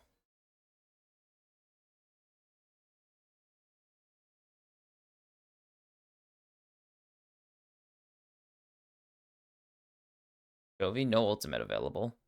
Doesn't even have hijack. Would steal Busio's ultimate if he could. But can't. Plating goes over to Keen here. And now it is a big ass advantage in the top lane. Almost 600 right now. Their win con right now is this very strong Kaisa. 1k ahead by him. Masu 1k ahead already.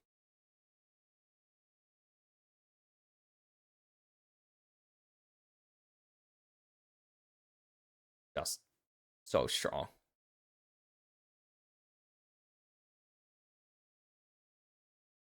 Already coming up close to finishing. I believe that is a Shiv.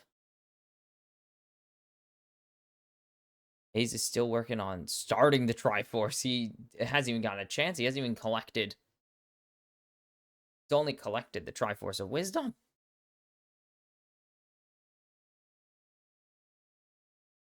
Still got to get Courage and... Oh, I should look this up.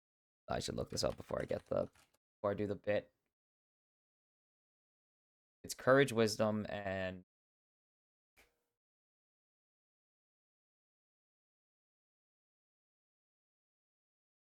On.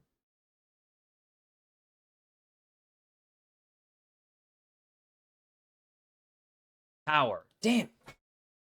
Triforce of Courage, the Triforce of Power, the Triforce of Wisdom. Yes, I should know that. No, I don't.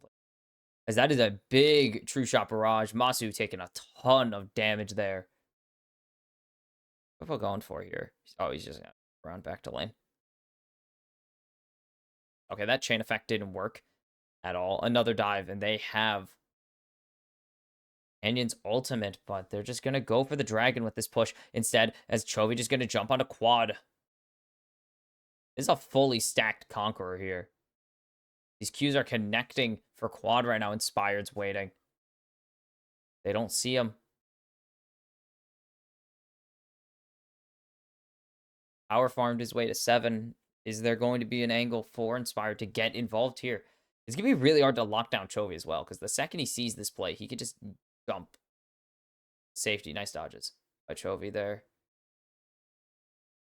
His health bars. Really not even. Quad is a little bit powerful. Masu 500 gold ahead of everyone else. The next closest player in the game. Yeah, he is a little strong. A little bit fed right now. Casual 3-0 with the Shiv done already at 10 minutes. Quad has full advantage here.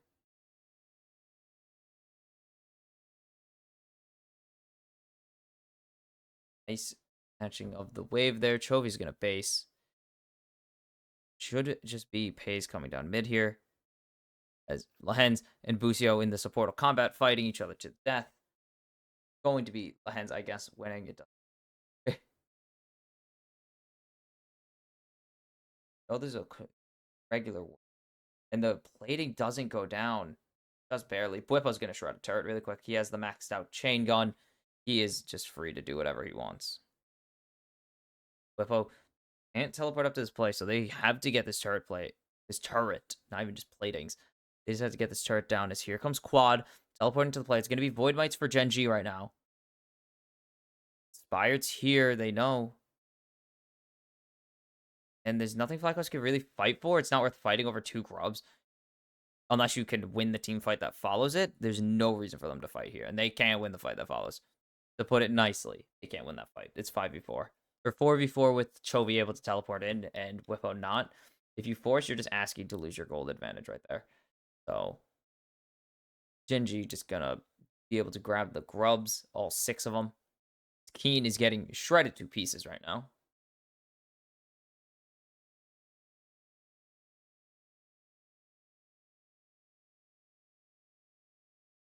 Where is the angle for Gen.G, though? Because their win con is currently turrets, and they can't really get those with the positions they're in. Renection is... Oh? Oh, he gets the stolen ult. Bwipo able to flash away. The True Shot Barrage is absolutely huge. But it's not going to be enough. His pace is back down from his journey to the top or mid lane. As They try to land something here. They are very far forward. So they're going to get a nice ward there by Lahens to spot out Inspired and confirm to them that they should not go for a crazy play here. Okay, Lahens is far enough from Inspired that it is pretty safe. Say it's not going to happen. Masu into Chovy. The thing is, anyone can really fight Keen right now. It's just whether you survive the fight is a different conversation. Like, Masu loses almost every single time. Just because it doesn't matter how fed you are, you're still playing. Into a Renekton. Renekton's just really strong here. He has Dominus. He wins. They're going to back off, and they're probably going to send Pace mid here. They're still working on this Triforce. Okay, it is done. Triforce finished. So, it's a lot.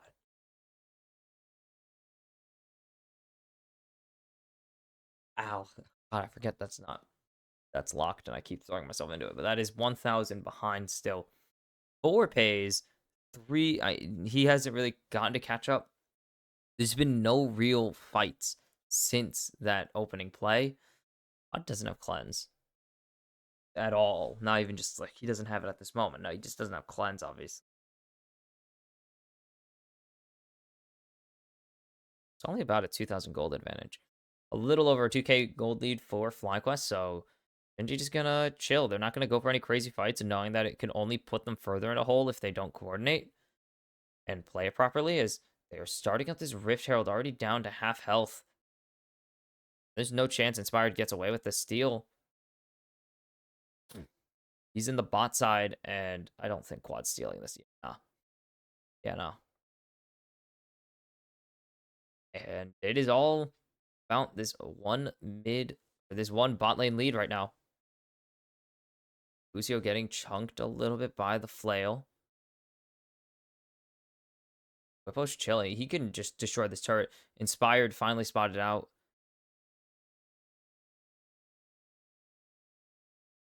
Okay.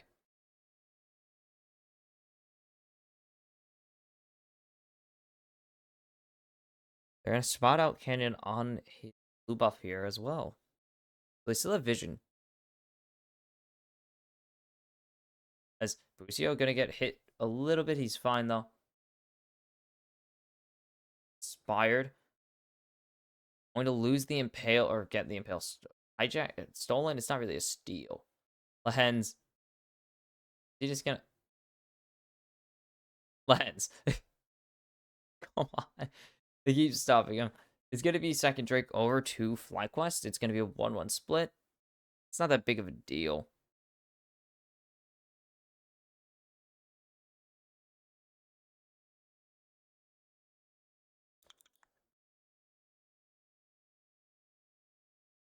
Oh, it was Hex Tech too. So that is going to be really big for FlyQuest if they can grab this.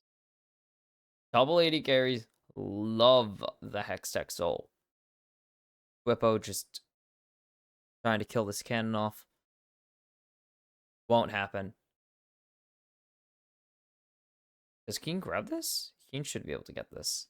And then, most importantly, that turret is going to be really nice. First turret is a lot of gold going over. Chovy has... I actually don't know how long Chovy has on his ultimate right now. They don't tell us. But he has the Impale, so... FlyQuest aren't really interested in fighting. Lahan's getting poked down right now. They're going to get this control ward out. Chovy has lost his ultimate, and he's going to have to steal another.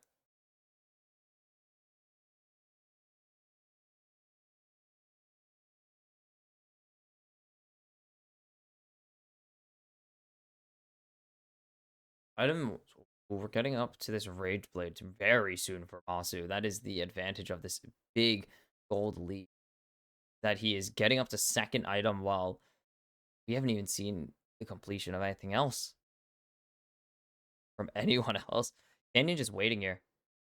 Is Keen going to grab this turret? FlyQuest are setting up in their bot side jungle right now.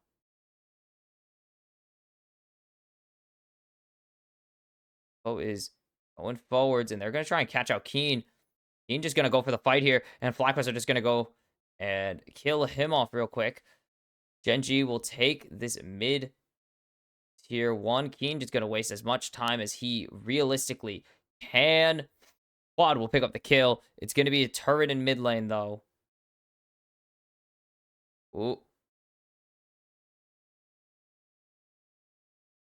Ends able to jump back. Nice dodge away from Busio's airborne. Gen.G closes goal gap to a little over 1.5 as teleport coming in. Chovy's locked out. Oh, no, he's fine. Chovy's fine here. Hey, going down. They're going to shred him. Flash follow from Bwipo. And that's a big amount of health as Bwipo can't lock him down. No fear beyond death available. They'll get the flash out of Chovy. Inspired is driving in, but now they're teleporting in. I think FlyQuest have way overcommitted here as there's the lockdown onto Inspired, and Inspired will fall to Keen. And now Glacial Fissure goes down, but it's not going to connect with anyone. And the fight is over. FlyQuest really overcommit to that play. Gen.G win out. Rift Herald went down, got a turret, and they get a kill in response.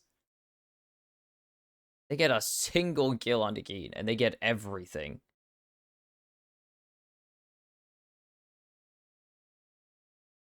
FlyQuest, why did they go so aggressive there for no reason? They won the play already. They got Chovy's flash for Bwipo's flash. That is such a big deal.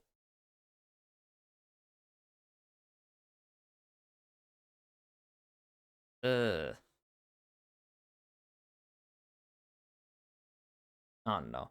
I think it's a bit of a silly play from FlyQuest. They really didn't need to go for that. They already were negative in the play just because of the turret. They would have needed to kill Chovy with no losses for that to be a considerably good play for them. Chovy doesn't care about the grasp. He could just beat up Quad. He can just obliterate Quad right now. It's going to just be a lull before everything is going to really blow up. 25 seconds as Chovy now going in onto Quad. Quad going to be able to dodge away from all the CC, but now Pace is down here. Busio going to land a one-man charm. As there's the drive. Inspired going to connect the suppress onto Inspired, but is it going to be enough to keep this going? He's trying to crack the heart steal as best he can as Keen has solo boloed Bwipo in the top lane. Masu has flown in. Actually, he still has killer instinct. He's going to go forwards, and he's going to find one. He's going to get his fourth kill of the game now. Chovy is still alive. There's so much damage coming through. Kenny is just healing right now. Gonna keep going forwards. They lose only one member, but they are fine. Reset canceled on Quad. As here comes Keen. They're gonna try and keep this going, but Keen's just gonna start this break. Gen.G lose a kill, but they're fine with it. They give up Lehens there. They do lose out on the red buff, but they will just grab a second Drake for themselves. And it's honestly a cross-map one. For one, Bwipo falling in the top lane war means that it's still a worth play for Gen.G. They go 1-for-1 across the map. They get the Drake as well. This is FlyQuest trying to something. Lehens is just gonna have Chovy show up. And Chovy clears out this top wave cleanly. Oh, that's so nice. Those lashes are crazy. What happens in the top lane here? I'm assuming it's just Keen has Dominus and deletes Bwipo. Gets the armor shred. And, yep, Serix.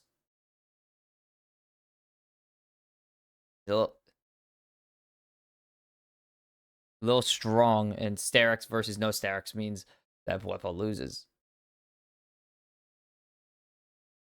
Keen. Now in a great spot. He's a phage ahead. It's going to just be jock shows for Bwipo here, though. Oh. Like hitting my head.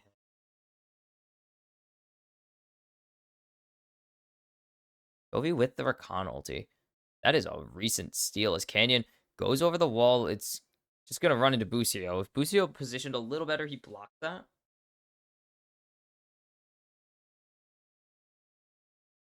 There's a way he stops that, but it wasn't really going to. Monster's waiting because he knows Keen's going to go for a wraparound.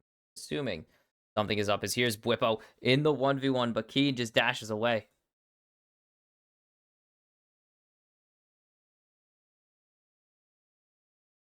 That would have been a detriment, a really bad play there for Keen to go for. He would have just instantly died.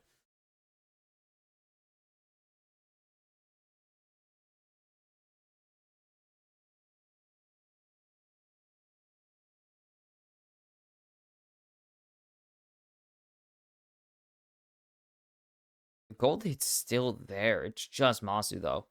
They haven't gotten rid of him. It's just Masu. And that is the concerning thing in this situation, is that it's only one champion. If they remove Masu, there is legitimately so much less damage on the side of FlyQuest. Is Bwipo going to buffer, but there's the follow from Keen. There's the stun. There's the double stun, and Bwipo is going to get deleted here. The teleport comes in from Quad, but it is not going to be nearly enough, as he should probably not stay here for this play. Canyon can leave anytime he wants, and he will just dip out. And again, Bwipo just getting the pressure, getting pressured out. Now this is a very fed Renekton. Very hungry Crocodile is getting fed. Busio playing it safe. Good check.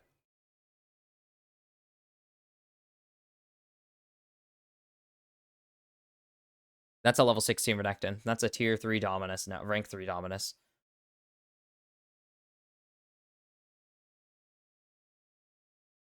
No, he didn't base. It was Pays and Lehen based recently. This is the Nashor's Tooth finish from Masu, so he has the AP and AD upgrades. He's just waiting on a API. Actually, no, he has all his upgrades now. Never mind. Oh, that didn't connect, so we can't prove it. There, it hit a minion. That's 2 stacks.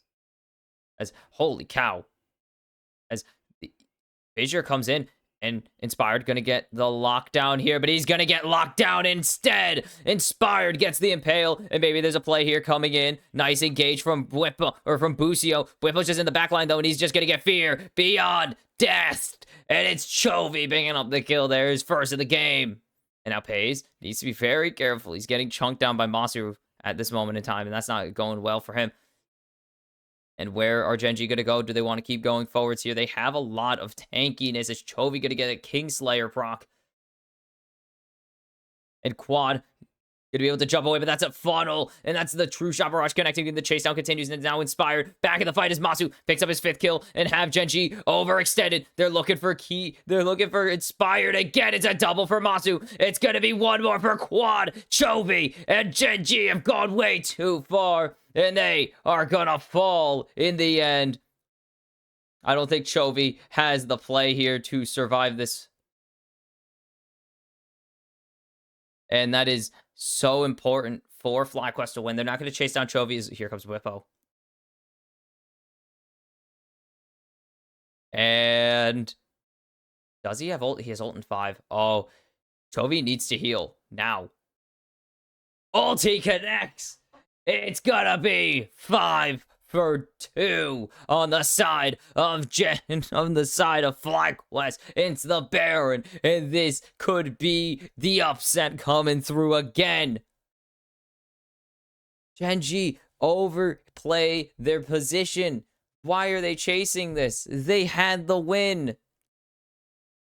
They're confident that they can get this, but they don't have damage. This is not Pei's super fed. He's 2 items. He doesn't even have the Shojin yet. Doesn't have the Shojin. He has no damage right now.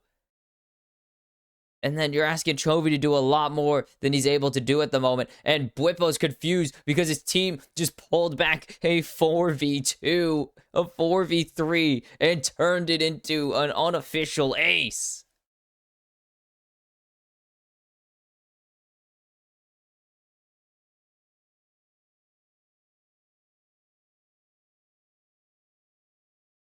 Now it is so FlyQuest favored. The gold lead wide open after that Baron buff. They're going to even up the Drakes. This top tier 2 is taking a beating, but Bwipo's going to be here to catch it in time. And this is a fed Kai'Sa. And I said the game was going to revolve around Masu once they got him fed. And it is.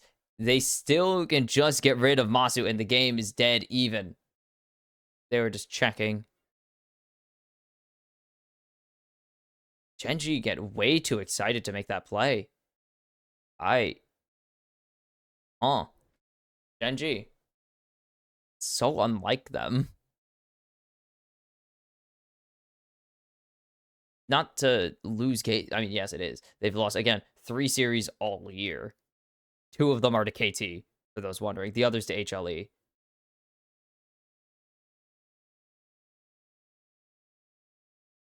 Like, they've only lost 1 best of 5 all year long. And it was this summer's finals. They were unbeaten in BO5s to this point. And now so much damage is coming out. And how on earth are FlyQuest the ones to pull this team to match point almost? As Chovy is just going to try and burst down these turrets in mid. He's going to try and get Gen.G to back off, and he will draw pressure, enough pressure to get them to go away for now. It is only 20 seconds on the Baron buff, so they were likely going to back off in a couple seconds to get their final Baron resets anyways. But no, Chovy, you also did that, probably.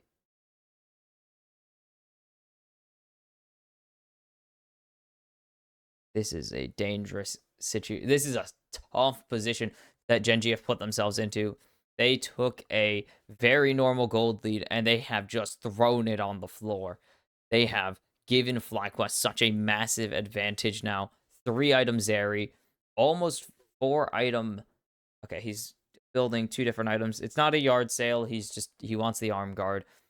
Can't just build a stopwatch anymore. You need to build an item that only builds into 1 other item. That's why Jax is really strong.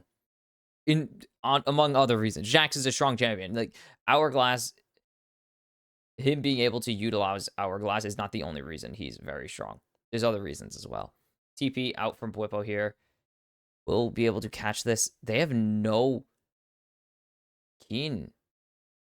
He's caught. He's done. They know. He's going to be able to dodge for now, but his team is not going to draw any pressure here. He's not drawing anything. He is just going to die nice and easy. And Masu has 8 kills on the game. The money pit sucks in more money. Masu is just soaking up this game. He is terrorizing Gen.G. 3,000 gold ahead. That's the Void Staff finished. It is a 4.5 item Kai'Sa versus a 3 item Ezreal.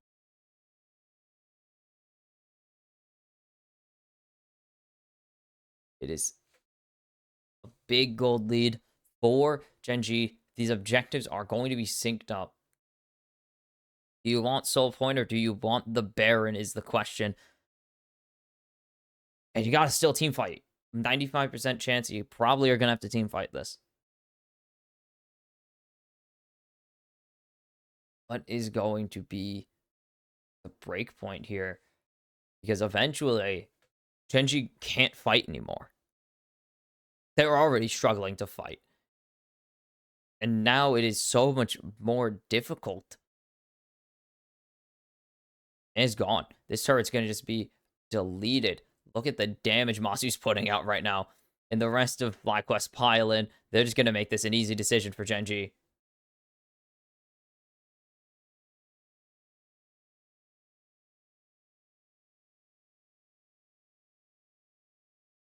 Who's going to be the hero here? Because Gen.G need one right now. It's got to be Pays or Chovy, and that's going to be an issue because they don't have the damage right now to finish this at all. They don't have the damage to kill people. It takes so long for them to finish off a champion like Inspired now. He is a meaty boy at 5,000 HP as the teleport comes in for Chovy. 3.5 items. And the team fight, they're just poking each other down right now. Masu's so low. And there's the catch out onto Canyon. Glacial Fissure goes down. And that's a 3-man impale for Chovy. But can they win the fight as they've gotten onto Masu? But Keen can't finish him off, and Bwipo has fallen. It's going to be a 1-for-1 right now as Masu 9 kills on the game. And FlyQuest need to run. They can't fight this. They get onto Masu, and that is so crucial for the team fight. They go top lane for top lane, yes, but they get Masu low, and that is what's going to be the difference in this team fight. Gen.G have survived. It wasn't a team fight win. It was just enough, the definition of it. And that shows through the mid turret falling. Lion's going to get his reset canceled. Lamau. As they're just going to check Baron. And there's no Baron take just yet. But FlyQuest are really, really fed. As this is officially 5-item Masu online. He is going to hit like a trunk with those W's. He's going to shred you to pieces with his autos and Qs. It is a devastating position. This is a scary position for FlyQuest to be in. That's a Mortal Reminder just finished up there as well. And gets the engage onto Canyon.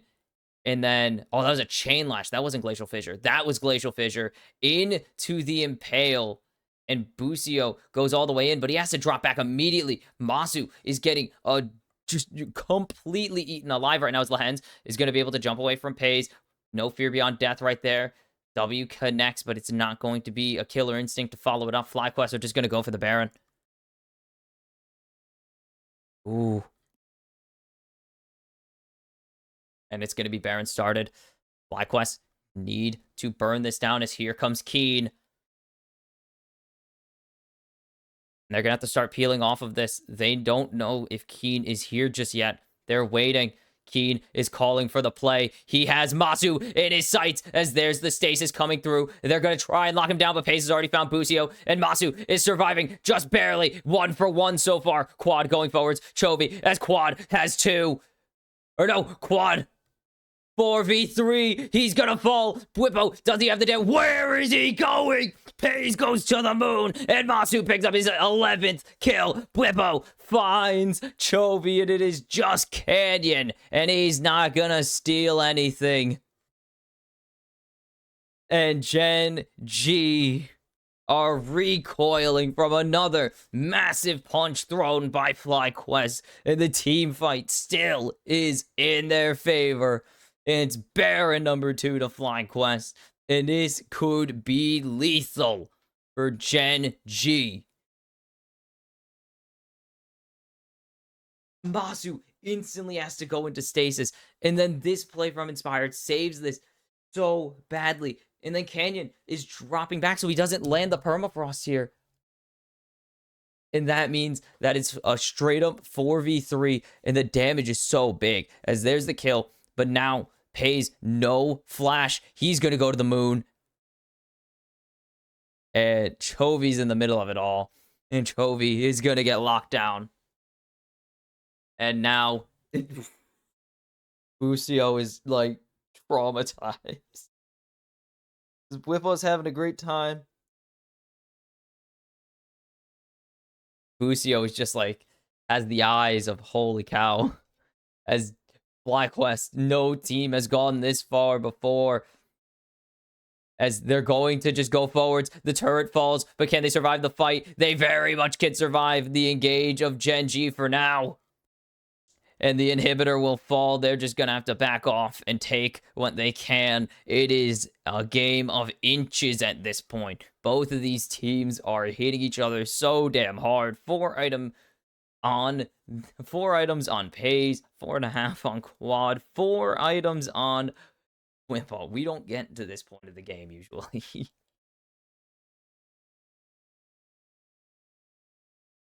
This is a devastating state to be in for Gen.G because now you're 10,000 gold behind. The auxiliary items, coming through for FlyQuest. And the big issues are so safe to play. Oh my god. The big players are so safe right now. Masu has his ultimate, has all of his peel, and has a stasis. And Zeri is so strong. What are they going to be able to do here? They need to find a team fight, and that's going to just be the inhibitor falling early. And nothing is stopping FlyQuest right now. This team is barreling through Gen.G, and they're looking to stop this Drake Soul from going through as it spawns. We're going to have 7 Drakes if this game even makes it to that point. And this feels like Gen.G have been out of it for so long, but they keep finding punches to throw, and they're going to need to find one more very heavy punch because they are down everything. Just everything that has gone wrong in this game. It's going to continue being that way, as that is the new boots for Masu. He has become a mage. What is playing an ADC? He's playing mid lane. He's playing Lux. He's playing Xerath right now. He's an artillery champion.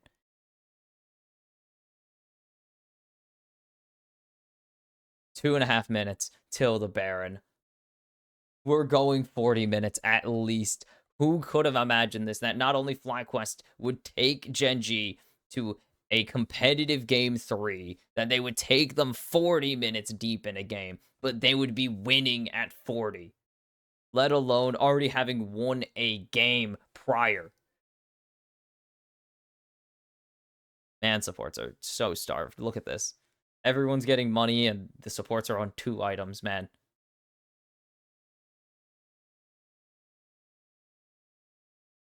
Ooh. This is just, where is the win condition?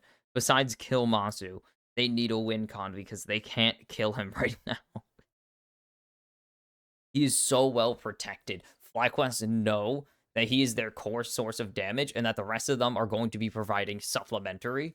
Even someone like Quad, who is legitimately just playing a hyper carry in mid lane, is going to be supplemental damage. He is going to be excess to support the ADC, their core carry, even though, again, ADC, 5 items.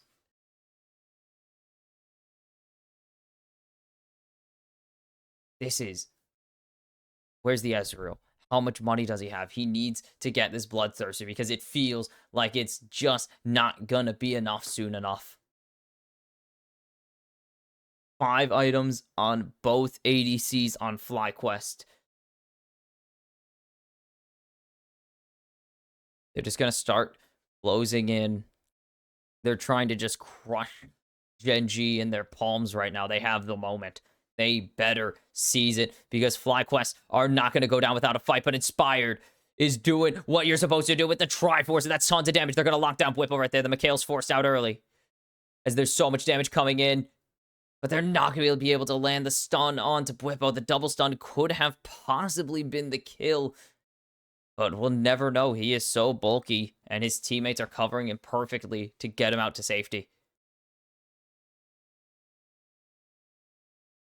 How hard are the keys going to connect?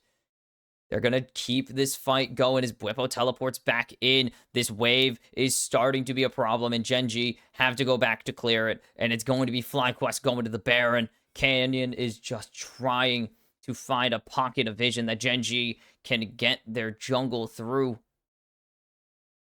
As there is so much damage on this Kai'Sa, on this Kai'Sa. Skarner is going to be able to survive for so long. Bwipo off vision here.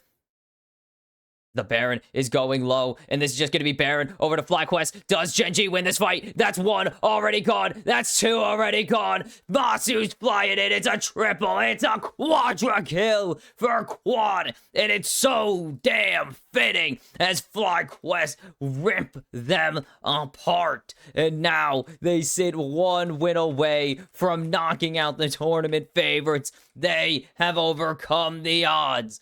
And they are showing you that it's not just NA is bad. It is NA can win at Worlds. And for only the second time this year, a team will take a 2-game advantage over Gen.G. There is nothing but shock.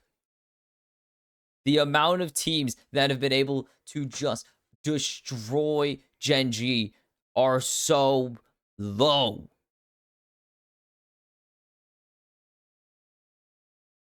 This is the impossible, and it is... oh, they've been taking a match point multiple times, actually. Okay. You know what? Fine. This is definitely the first time North America has held 2-1 advantage over any Korean 1 seed, first of all. Definitely the first time they've taken the Korean 1 seed to match point ever.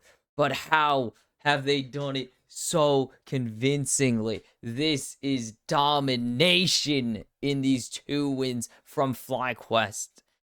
And now they are rewarded with 2 shots to win it all. And of course, all is just winning 1 playoff series, which has eluded North America. Like, let's not even pretend. It has eluded North America for a very long time, a playoffs win. I will get back to the numbers on that when I can. But for now, FlyQuest are 1 win away from the upset. And if Gen.G want to really silence the doubters who said they can't do it, this is not how you want to do it, and they've got to pull off back-to-back wins now if they want to keep the Worlds run going, if they want to get the MSI and Worlds wins in the same year. Holy cow, will they be able to do it? Or will FlyQuest pull off the upset? Maybe the largest upset easily of this entire... It's what? The largest upset in 2 years minimum? I will see you for game number 4. This is FlyQuest match point. Holy cow. Oh god, they dropped us right in, but welcome back. It's time for game 4. Gen.G down to their last strike at the World Championships already. And for those wondering, the last time, of course, was 2018 Cloud9. But overall, the last time NA won a best of 5 in the knockouts of an international event was 2019 against Invictus Gaming at MSI. They've won a couple best of 5s at the new MSI format, but the one I care... Actually, it might have been Team Liquid then, in that case, right? TL 1-1 in 2024. They knocked out Fnatic. So there you go. Fnatic technically is the most recent, but the last win against the East is spare. Like, there are sparse victories. 2019, the last time they knocked out an Eastern team. 2018, the last time they beat a Korean team. And they're about to do it here against Gen.G. Now, Masu and Quad were children when that happened. 6 years ago. They were still dreaming of being in the tier 3 scene at that point. As it's going to be Canyon locking in... That was a weird noise.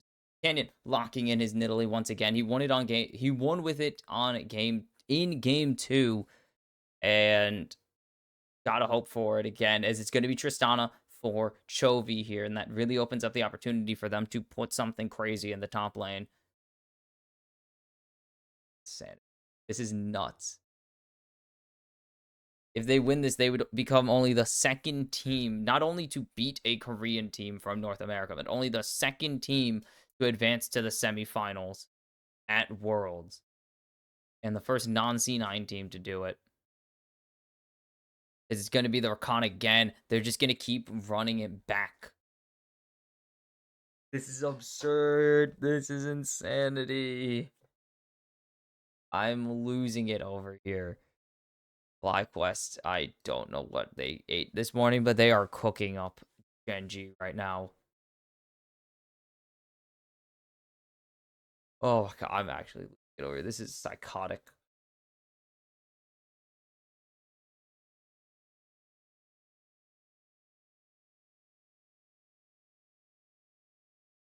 Oh, this is not how this was supposed to go. It's been a long time. I can go check the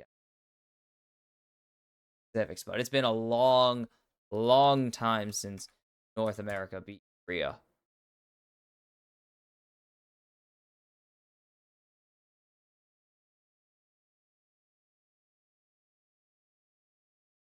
Not taken away, Rel taken away, and Xin Zhao going to be taken away from Inspired.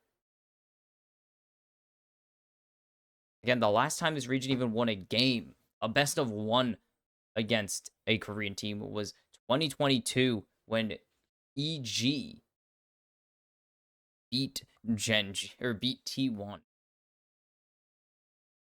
They even beat them in a best of 3. Yeah, no, dating back last time was the Africa Freaks. They remain the only team who's a best of 5 in North America.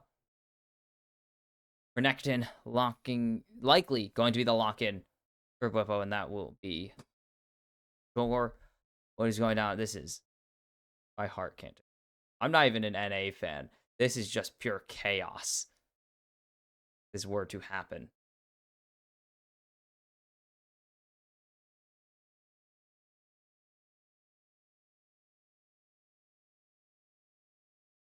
What's the play for the top lane and the support here? It's going to be Maokai support. Maokai for Lahens here.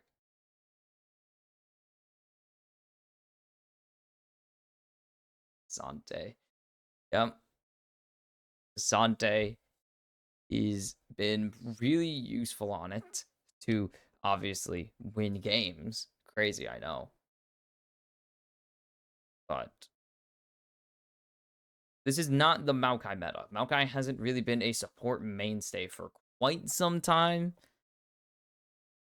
As Inspired is looking at this Sejuani, and it's going to be locked in. And this is...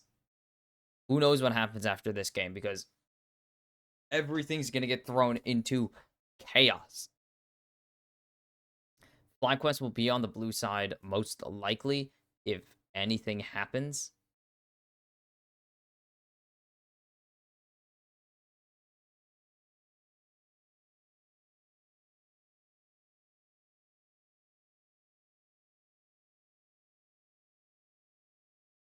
Just everything rests on this. Gen.G would be...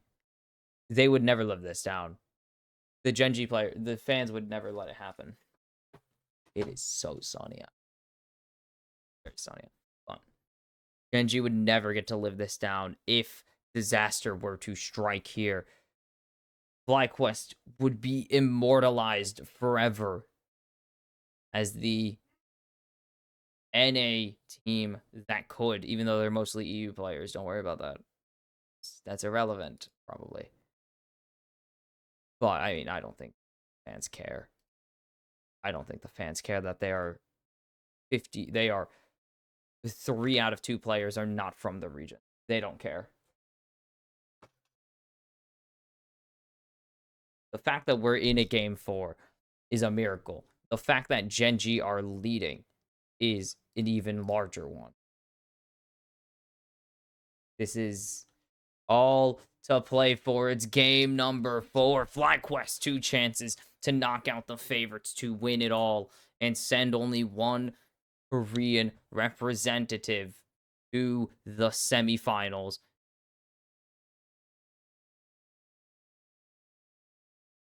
And the stress is starting to weigh in for Gen.G likely, knowing that this could be the end of not only this roster, but this world's run. And what's the angle going to be for them? As we're getting our first Maokai support, I believe, as well. In a while.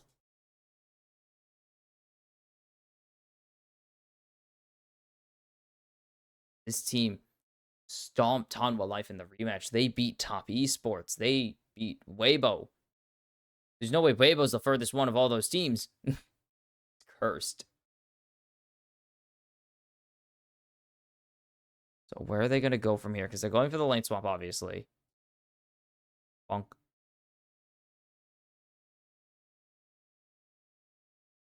Canyon just going to start on those wolves. Inspired going to start on those wolves.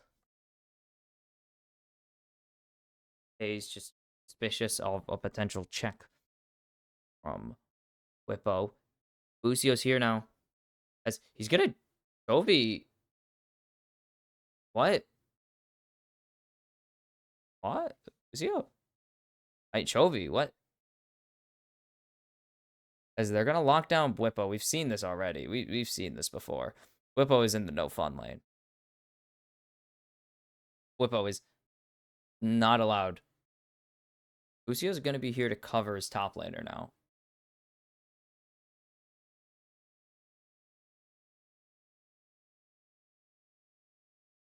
It's a level 2 Gen.G bot lane. Should not really be option. Spotted out.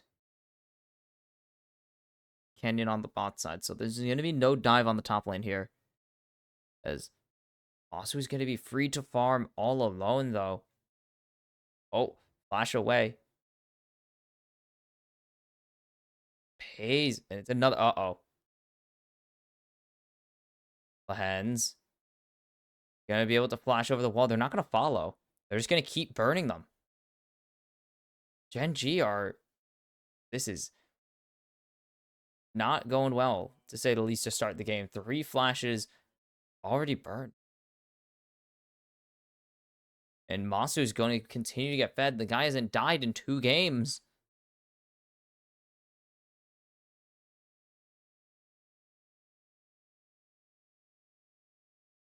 FlyQuest have to be thrilled that this is going this way. That these are going the way they are. Masu hasn't died in either wins for in either win for FlyQuest. In winning efforts, 17-0-13. This guy is cooking up Gen.G. But when Gen.G cook them in response, yeah, they get cooked, obviously, as the lanes are turned to normal. It's a flashless Haze, which should be a green light, a flashing green light for Busio here. Be getting aggressive. This entire bot lane, actually, flashless.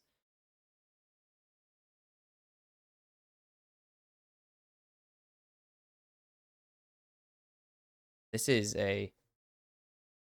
should be a flashing light for Busio. That he is free to jump in. As Chovy going to trade half of Quad's health bar.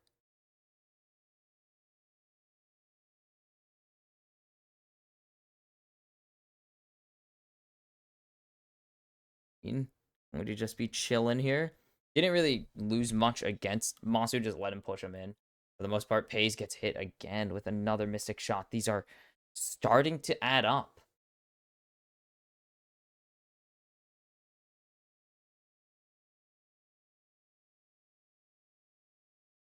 This is a drastic improvement for FlyQuest. They're mentioning it on the broadcast, but he has gone. Uh-oh.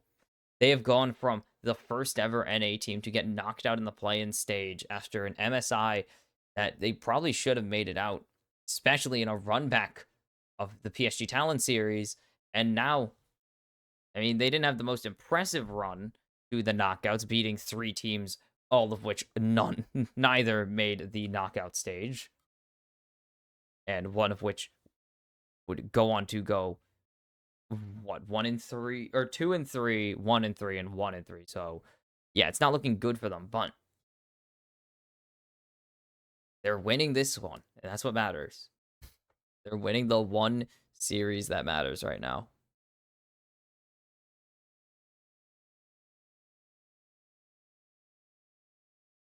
FaZe is still swapping.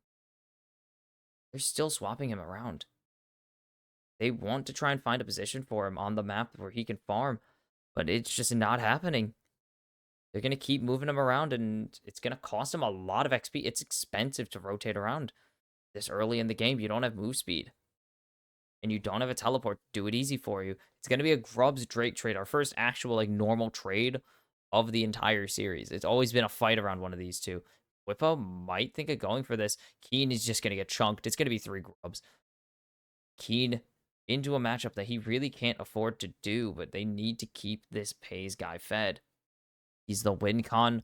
He's been their win con all season, even though they've played around several other players. Like all season, it's been him, Pays, or him, Chovy, and Canyon, the carry win cons for Gen.G.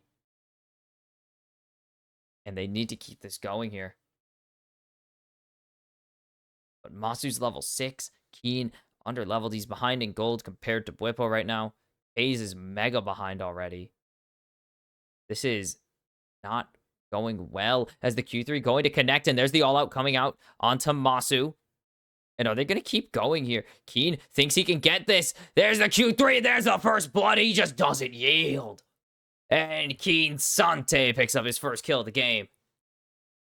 And picks up first blood. Keen just solos, and Masu never flashes.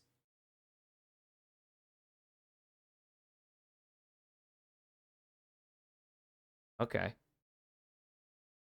I feel like he was out of there if he just flashed several points. Just, oh my goodness. Q3.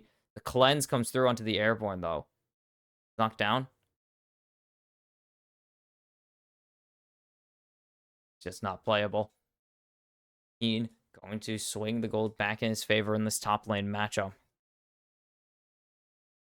Keen is still, or well, not Keen. Masu's still ahead.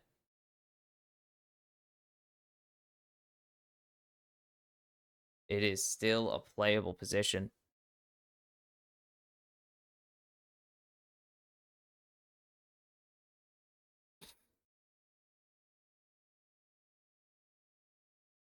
Showmaker no longer at Worlds. The copy pasta lives on. Sante 3-second cooldown Q costs only 40 mana. You get the you probably know it better than I do.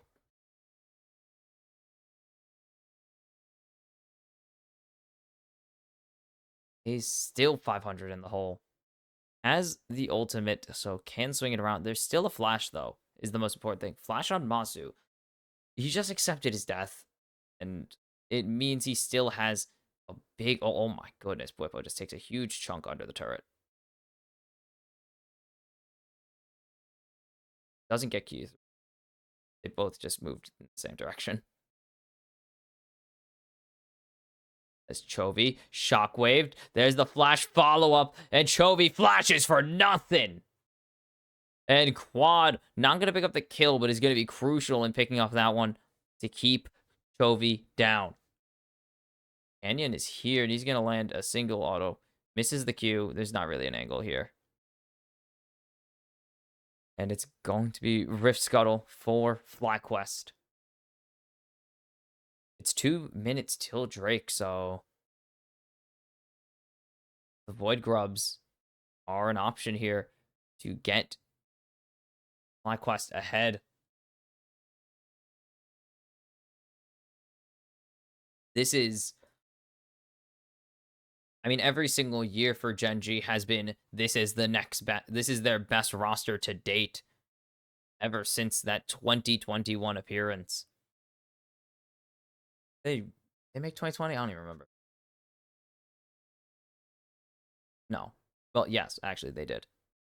They lost to G2, but every year it feels like this has been the new best Gen.G roster of all time, as there's the lockdown onto Bwipo coming in, and it's going to force the flash out. And they're just going to dive here. They are pretty free to lock down Bwipo, as it's going to be Pays picking up that one. Pretty easy. And it's going to be another gold swing in favor of Gen.G. And they're just going to shred this bot turret. This is a pretty easy job for them to get through. There's still 4 minutes of plating, so they want to get as many of these as they can. And with 2 members down here, look how much damage they're doing to this thing. And they are just going to keep dropping these plates. Masu loses his gold advantage, but he's going to get some of it back thanks to another plating, but they should be able to finish off this turret entirely up here, or well, down here in the bot lane, as that is a bunch of gold flying over to Pays and Keen. And a good play in the bot lane is traded for the grubs, and it means that FlyQuest are behind 1k now, and Masu is behind despite such a strong early game. Such a strong early game. Keen is the difference maker so far in this one.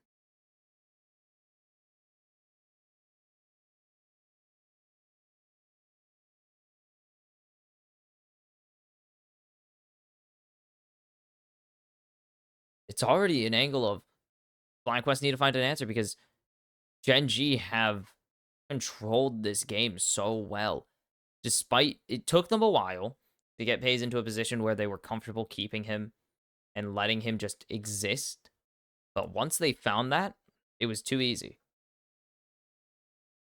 They found the angle that they wanted. As Shockwave just going to force the flash out. As there's the lockdown on to quad. The chase continues. Where is Busio being taken? He gets mega abducted as he's going to have to flash over the wall. And FlyQuest get punished for their engage. The counter punch from Gen.G is there as Keen is still going. He just doesn't yield. It will be 2 platings over to Gen.G in this mid lane now. Cassante just doesn't yield, and that means that FlyQuest really are in a bad spot. Canyon, huge spears already. As the Leandries, he's going to be hitting like a truck.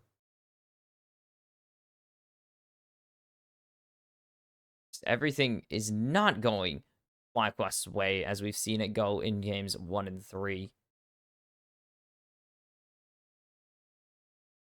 Chovy.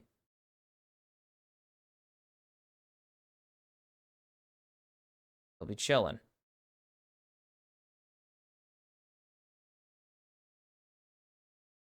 Frozen Fist. It's not Frozen. Well, no, I can call him Frozen Fist now because the official upgrade is no longer Frozen Fist. The upgrade is just Iceborne Gauntlet Masterwork. Because, I mean, it makes more sense. It does. It makes more sense that you can upgrade any item instead of just select few legendary items. That was a good change, even though I do miss the really sick names for the items. Like Molten Edge was pretty awesome. Frozen Fist was goofy. Whatever. Anyways, first items coming through. Iceborne finished for this Cassante. Black Cleaver. It's going to help, but it's Cassante. I don't think you understand how bulky he is. This should be, I'm assuming, it's not Triforce. It's Kraken? Kraken builds out of that, right? Yes. I always have to remember the new Kraken build. They removed the Noon Quiver off of it because Noon Quiver is a crit item now. Lahan's just gonna punch this Rift Herald in the face. Is he gonna go for it? He's not the jungler. Lahan's only a Maokai, not a jungle Maokai. They not know he's going for this. Question here, as Inspired can't really go for this now that his support's reset. They only have quad up here, and this means Canyon's gonna get this Rift Herald for free at the hands of Lahens. Thank you, Lahens. Now first items across the board finished. Only one missing is Busio's actually, but supports get the exception because they are supports. This is going to be an insta Rift Herald. They're going to go gun down this mid lane. They have push in mid right now, and Keen is here as well. They are looking to put this mid lane turret in the dirt. And this should be...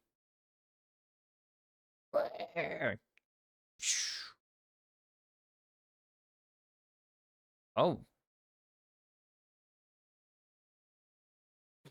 Actual 20 HP. Unironic 20 HP as quad shockwaves. Here comes Canyon. He's gonna, or here comes Inspired. It's gonna connect onto Chovy, but it's not gonna be enough. Canyon picks up the kill there as Chovy is dead. Chovy jumps away for a little bit longer. Does not have all that running ability As Flash Force out of Canyon, Canyon should be able to survive. That is a lot of healing. They will grab that mid turret as well in exchange for Chovy's Life Force being removed.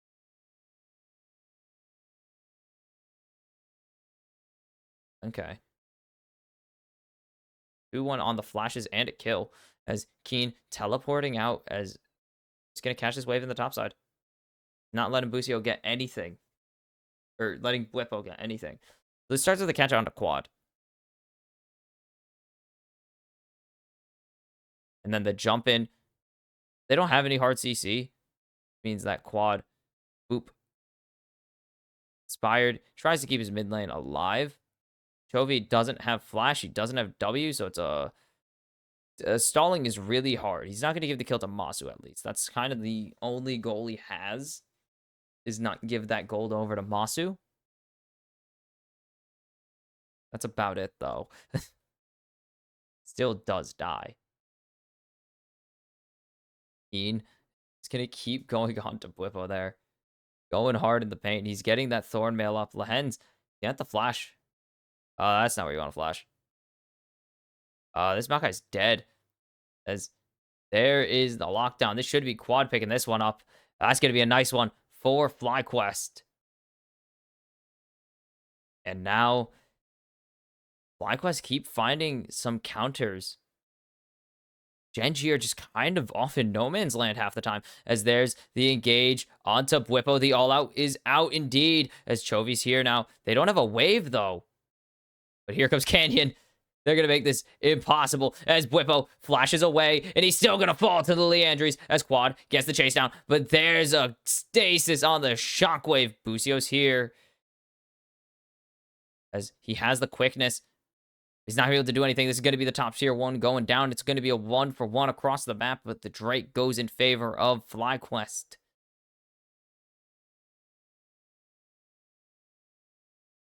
Canyon just hitting so hard here. Nature's Grasp not going to connect onto anybody. Quad's here, and that's going to be Pay's lockdown. The cleanse comes in real late there. Pay's just going to use these honey fruits to heal up, and the Nidalee to heal up. Ooh, barely misses. Gen.G are playing pretty aggressively. It's a bit of a... Okay, chill out a little. Not because you're playing too fast-paced, but it's like, it feels like it's a little reckless. He's here at Worlds, by the way. He's sub for 2-1. I mentioned this. Okay. Because they showed him. But, nice arrow. And that means Bwippo's just getting blown up. And now Canyon's here, hits the spear, and there's just the follow, the leap away, and pew! And Bwippo is a little bit of a overreaction for the crowd there. Bwippo keeping the fans entertained.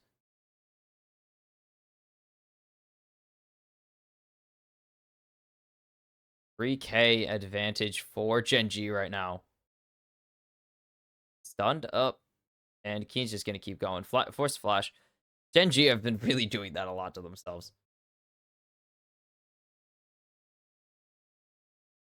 It's forced to flash repeatedly.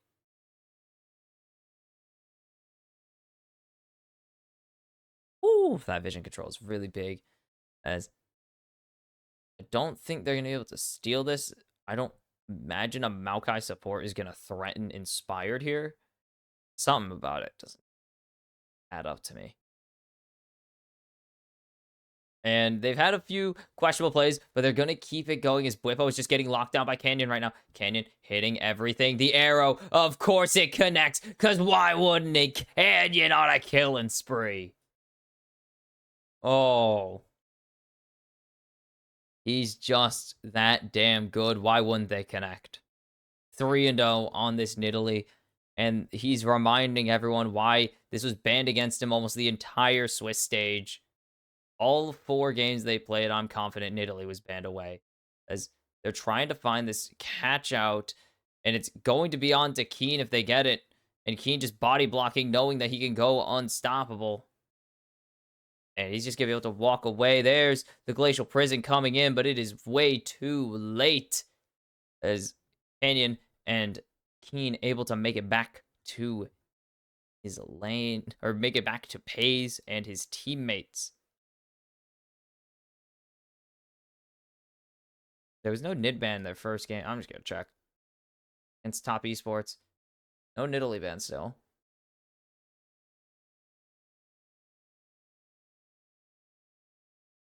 Yeah. Unreal Life, no. To ban the Nidalee. They ban it all 3 games. This is why Nidalee is banned so often against Gen.G, though, because Canyon is just this good at it. And now it's a 4,000 gold lead. 21 minutes in. A lot of this is on the top jungle of Gen.G. The top jungle of Gen.G are really fed 2 items each already. As I guess we are coming up on 2 items for everybody. But these are 2... Okay, for Keen, they're actually really cheap. Keen is building Thornmail. That's a super cheap item. As Inspire, they're going to try and lock him down here. As try and do this. The teleport coming in as he's not even going to buffer. He's just going to wait as Keen. There's the help. The arrow finally going to miss, but it's the all out on to Bwipo. And that means he's going to fall. Canyon has come in. Chovy and Pays are here to help. Canyon flashing forwards. He's going to find Quad, eventually going to find Quad. There's the leap. He pounces on his opponent. And Quad falls for the second time this game. Bwipo's 0-4 on the Renekton this game. He's 0-4 on the Renekton. Jesus Christ.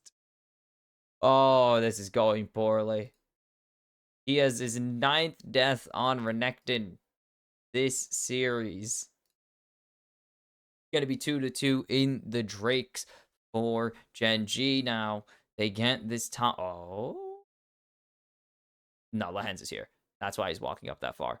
He knows someone's here to cover. And now Keen is here as well. Inspired just in a not great spot, to say the least. Or to go forwards. So they're going to land the stun. Does nothing because Keen blocks the stun damage with his footwork. Just Gen.G are so damn dominant right now. It is so difficult. This is every other game. It's been either FlyQuest blowout or Gen.G dominate and just suffocate FlyQuest out. It's so hard to play. Bwipo, you know you get 1v1'd here, buddy, as Lehen's going to punch him away so Keen can walk back lane. Gotta be able to just grab that edge of the range, man.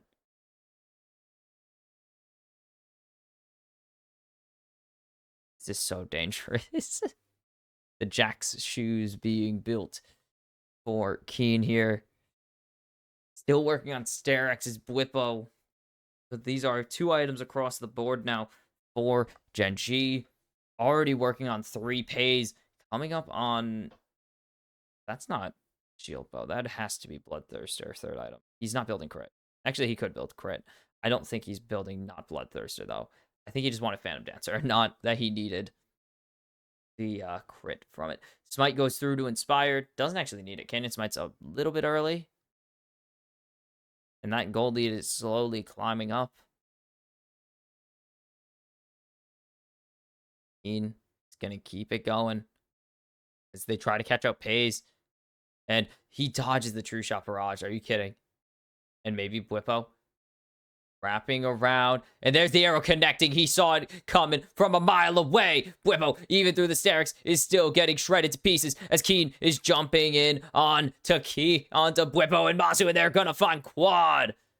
It's a double for Chovy, and FlyQuest had some forced flashes out earlier, but it's not even going to matter at this point. The spear connects as Keen continuing to just not yield. Pays goes real low here. But Gen.G aren't afraid of FlyQuest. They're going to keep this one rolling. And uh-oh, Candy misses the jump. Just going to use the Blast Cone to get out. And it is a 4... It's a 5v3 right now. If they want to fight this, as FaZe is just positioning so aggressively. Here comes Chovy. He's trying to Goomba stomp some people because he has no mana right now. But Masu is going to just explode. Masu picks up. Is gone. Chovy picks up his 4th. Keen going to pick up his 2nd kill of the game. And it won't be the Baron, but it's going to be a hell of a lot for FlyQuest to come back from. Oh, and they're looking for it. They are continuing to look for this Baron. Inspired's alive. And we've seen some crazy plays. How fast can they burn this down? Is the wraparound from Keen is here already? He's ready. Here comes Kazante, and goodbye, Quad. It is Canyon. 5 kills in this one as they continue to just zone off with Kazante, and Canyon going to pick up the Baron as here comes Chovy over the wall. He's going to get stunned up, but it's not gonna matter. Busio jumping in, and there's no all-out even available, but they're going to go all out anyways. Keen 3-0. It is Chovy. 5 kills in a row now. And Gen.G, 11,000 gold up. They are asserting that they still can win, that they still got it in them. Busio trying to keep everything alive, but that actually means that the Glacial not going to connect. And Bwipo just going to die to the... Not Satchel Charge. I think it is just called Bomb. Not called Bomb, I know. But leave me alone. And then Chovy over the wall throws the explosive charge. And a nice 2-man stun on the Path Maker. And then Chovy gonna pick up Busio. Bwipo is locked down. He is 0-6 right now. He is having a disastrous game. And FlyQuest now had to start looking towards Game 5, towards the first silver scrapes of the World Championships, because they are getting destroyed right now. They are getting obliterated. 12,000 gold ahead for Gen.G. It is disaster striking. What was supposed to be a game they can crown themselves as the new saviors of the LCS. Gen.G are saying, we want T1, we want to win Worlds. As Bwipo going for the flank, Pays is ready, and they're just going to jump in onto Inspire. They are not even going to worry about the Renekton. Busio is gone, and there goes Inspired as well, as Bwipo salutes with his stat line. It's a double kill for Chovy, and it's going to be Game 5 on the horizon. Gen.G have just rolled over FlyQuest in game number 4. And it's going to be the last gasp from one of these two teams, as the winner will go on to face T1, who has a shot at the reigning world champs. It's time for Silver Scrapes.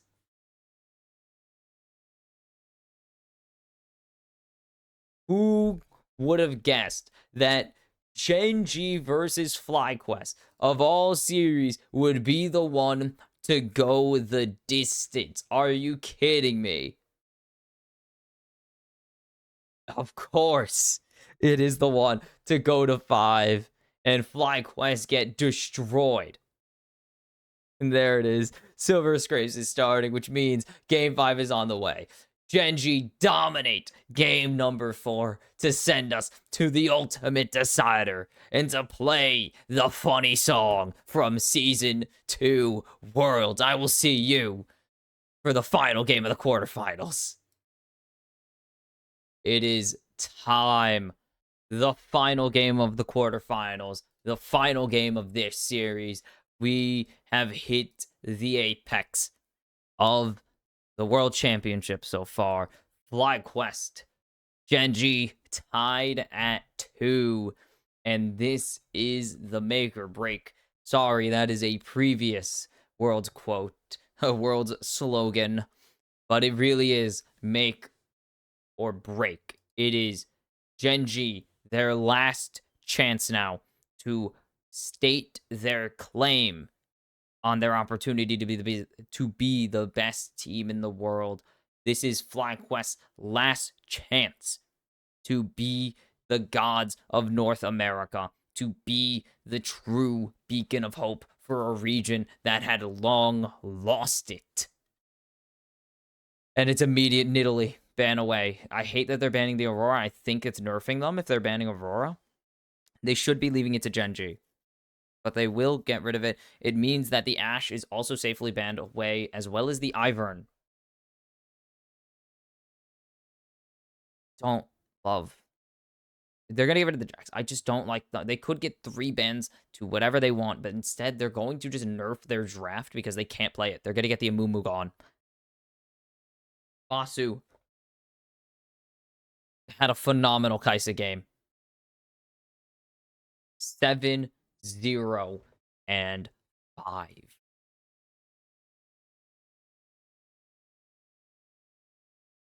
FlyQuest take the Yone. First Yone of the series. FlyQuest don't really care. Gen.G are calling them. They've been banning the Aurora. Oh, it's going to be Chovy on the Smolder into it.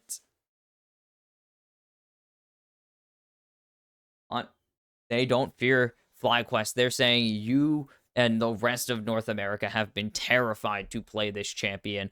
You cannot do it. And FlyQuest got to prove that Quad can indeed play this Yone. Inspire's going to the fiddle. Surprise! That's... Oh. Why not? They've been the first to play Nunu, the first to play Seraphine. Why not be the first to play the fiddle as well, man? And it is going so well. And they're going to get the Callisto with Ashe gone. It is such a powerful pick. This could be devastation. And we got the first Kassadin, Seraphine, Fatal. Like, everything has been flying around here. Why not? And it's going to be Keen on a Rumble. And both of these teams are just going to start throwing hands with each other. They both want to finish it.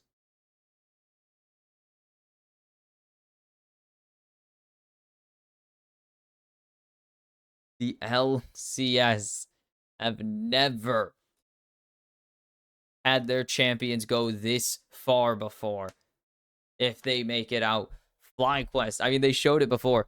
The last time the LCS made the semifinals, the last time they beat Korea, LPL was about to win their first world championship. Bwipo was in his first year as a player where he would make the finals against Invictus Gaming on Fnatic, of course. Faker had 3 world championships, and T1 were on the downswing. Like, there's so many things that just don't... Like, EU hadn't won their international event yet. There are so many crazy things that happened before when this this would be historic. The second semifinals for North America. This, like, Chovy was terrorizing people on Griffin at the time, may I remind you. Caliste will save you. No, he won't. He'll be a trash ERL import, or trash ERL call-up that goes nowhere. Anyways, Misfortune, the final ban here. They have a really big team fight comp. With the Rel taken away, that is going to be a bit of Gen.G losing out. But this would be our first Ziggs. Like, very rarely we have seen Ziggs make it through. And it's going to be locked in. Very rarely have we seen the Ziggs at Worlds.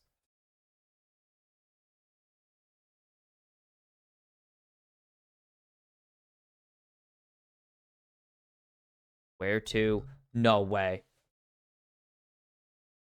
No way. No way. Has to just be a hover. Now they're really just getting cheeky hovers. No way. It's gonna be set. At Worlds, are you kidding me? Why the hell not? In the first set of Worlds. Oh my god. Why not? It is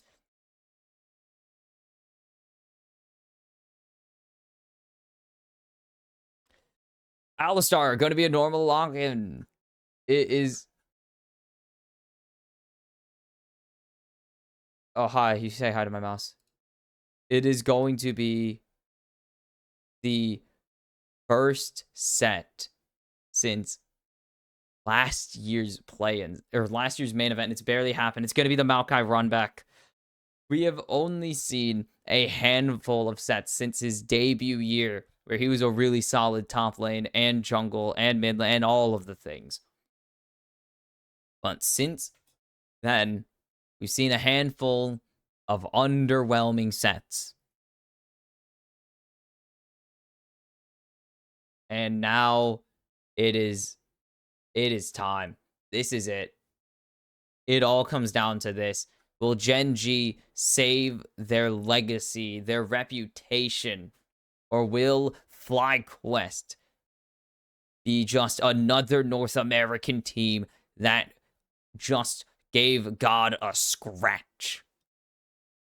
Because so many times we have seen these high tier teams get taken to 4, 5 games against. Oh, lots of love to Kadro. Kadro deserves it.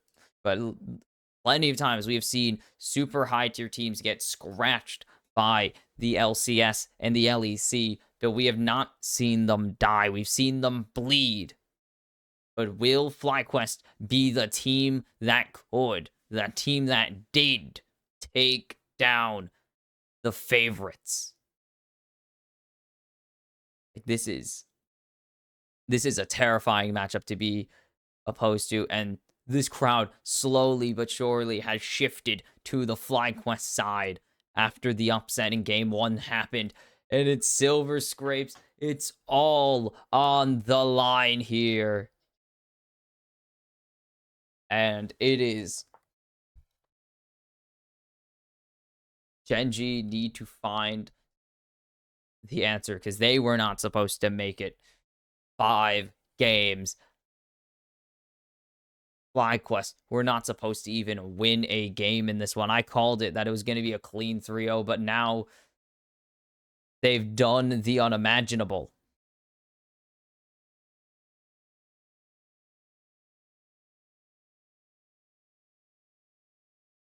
It's all just crazy. They've won BO5s since their elimination from MSI 2019 against G2, but they haven't done it against the East.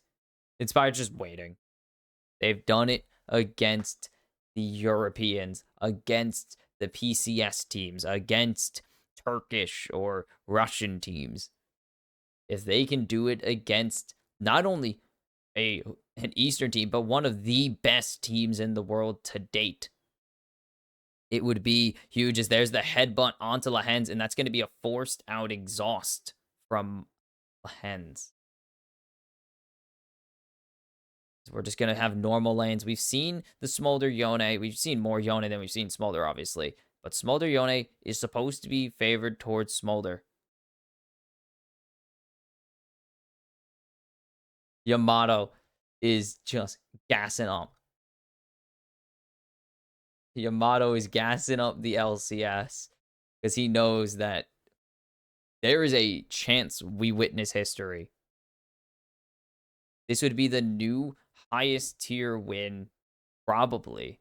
I would say so, that the LCS has ever gotten. They have beaten the China 1 seeds, but they have never beaten a Korean seed higher than 3rd. This would be 2.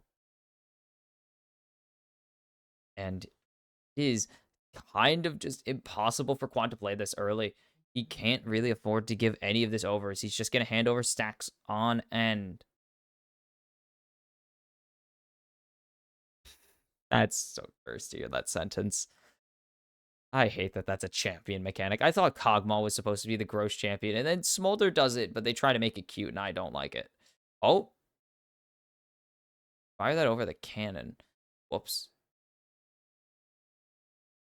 What's the I need to know what the pressure situation is like here because Gen.G have not been pushed like this all year. Again, they've lost 3 best ofs all season.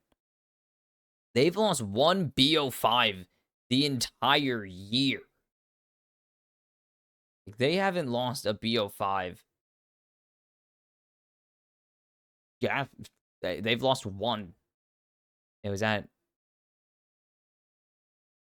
MSI. Or no, it was the summer finals. Like they've lost once. Undefeated in or perfect in BO5s in spring. They made that 7 straight best of 5 wins. They would make it they would make it 9 before finishing off the season. You know what? Best draft in Worlds, like this is FlyQuest are the most, and this is why they're not scrimming Eastern teams because they wouldn't be able to surprise them.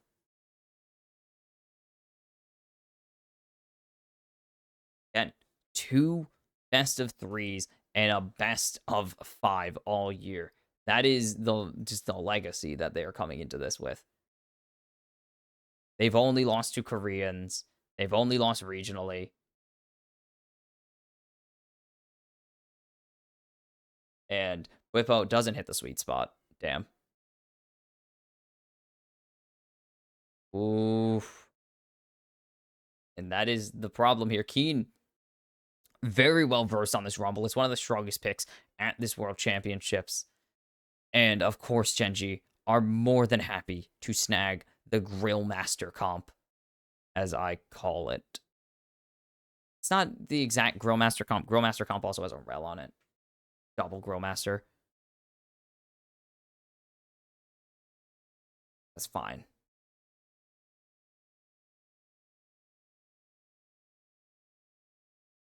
Yeah, that's a wolf. That looks so weird. Why did the wolf path around the other wolves? Whatever. It is birthday party though, or surprise party fiddlestick. So we're gonna have some. I wish they would give us a voice on this Canyon going for a gank onto Bwippo. Bwippo going to use the grab and suplex. He's gonna be able to just walk away. Every fight could be the fight that breaks this game open. Let me remind you. Oh, my ear. Here. Ow. That hurt. Oh. Rubs. Started by FlyQuest. They have really good siege of this with the fiddlesticks. What is Set's ulti? Showstopper. Duh. Whole thing. But Fiddle's not 6 yet. So that means that Canyon's going to be able to just walk in with Keen and burn these things down. Gen.G already pushing the gold lead near 1,000. They're so behind in lane right now. And now Lehen's getting the jump onto Bwippo as there's the lockdown. Nice pull to at least save something. Doesn't get suppressed there into the stun from Canyon. But it's only it's a band-aid fix. They're down almost 20 CS in mid. They're down 20 CS in top. FlyQuest need some serious backup here. As the lane swap is underway.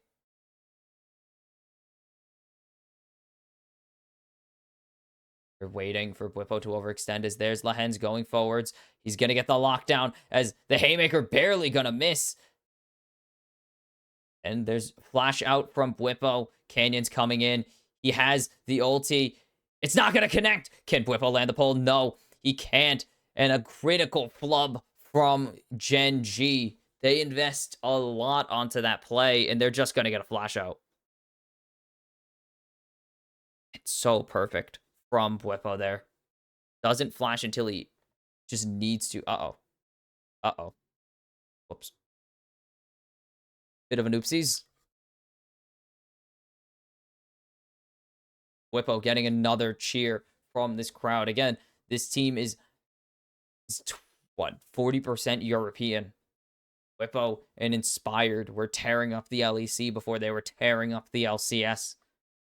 So this crowd is very happy to see them not only make it this far, but to perform so well against the reigning MSI champions. And we're at, oh, we don't have stacks because the overlay's broken up. Piss. The overlay's currently broken, so we don't have the stats for Chovy, which would be really helpful here. It's going to be just going for a little bit of damage.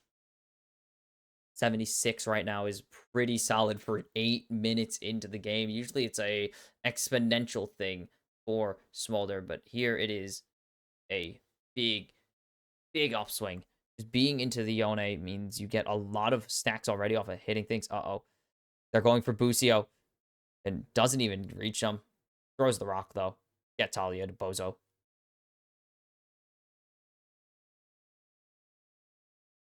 Wow, that was a perfectly placed bomb right there by is. So weird to see the normal UI. Whatever. It is back to even in this bot or in this top lane matchup. This jungle diff is pretty big right now. An extra camp or two for Canyon right now, or for Inspired. Is Canyon just gonna drift across the lane, throw a rock, and miss? His mid lane is still just so decisively in Chovy's favor as Quad going to try and get a chunk off of him.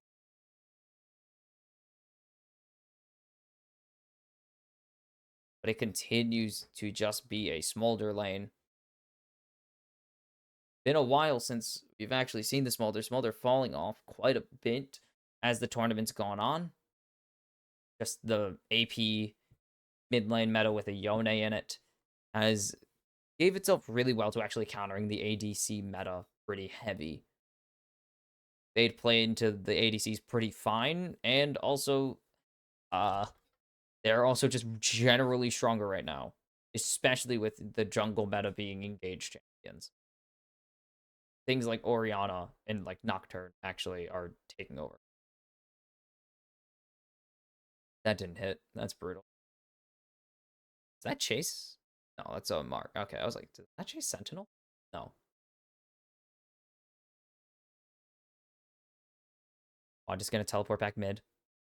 Or Chovy walking. I keep thinking, man, all these months of ADC mid meta, and I still am not super good. I just don't like it. Whippo just keeping Inspired unspotted. He needs the act of surprise. It's what makes Fiddle actually really good as a surprise chain. I miss old Fiddle. I like the stupid. It was really ass, but I liked it. Wow, that is a loud ass count. I'm impressed I picked up on the crowd mics, but this crowd generally, the game is in this air of tension as FlyQuest have mostly evened it back out. It is just mid lane now that is a big issue. There's this tension that's just coiled up tightly and packed into this arena. And they're just waiting for a play here. As he's a spot. He's a spot. Yeah, he's spotted out. Means that he can't really ulti efficiently. As Pays is gonna get ignited and rendered, forced to flash.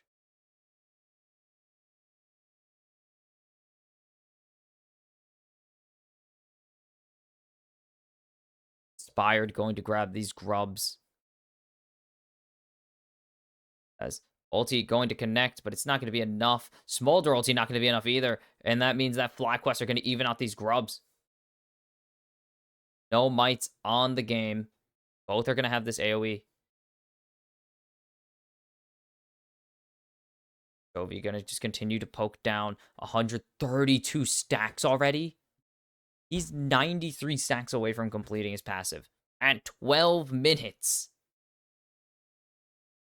The good thing is, this is the point where it speeds up, so it's actually going to be way faster to get these back half stacks than it is to get the first few, get the first explosion stacks and then the first wave stacks. So this is going to be actually really big for Chovy because it's exponential.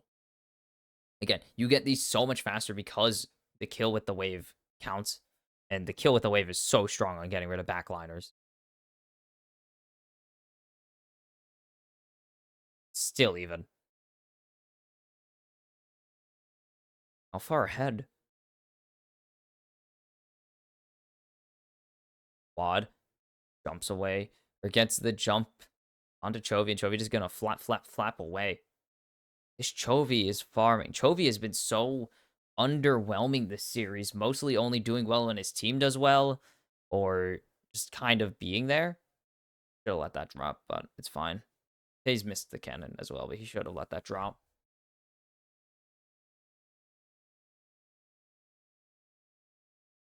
Unless they're just playing how they want. Is there's a slight gold lead now on the side of FlyQuest. So slight, it doesn't matter. Few hundred.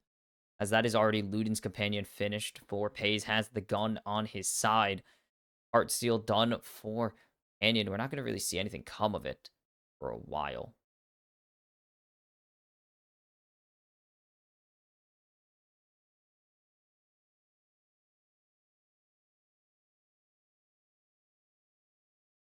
Chovy stacking so much. Misses that, actually. Barely misses it. Misses it nonetheless. As Rift Herald started by Gen.G. Inspired's here. He has Busio, and this wave is cleared out. His vision's cleared out, most importantly. Spotted. Stealth. Continues to be a slight gold lead in favor of FlyQuest right now. It's tense.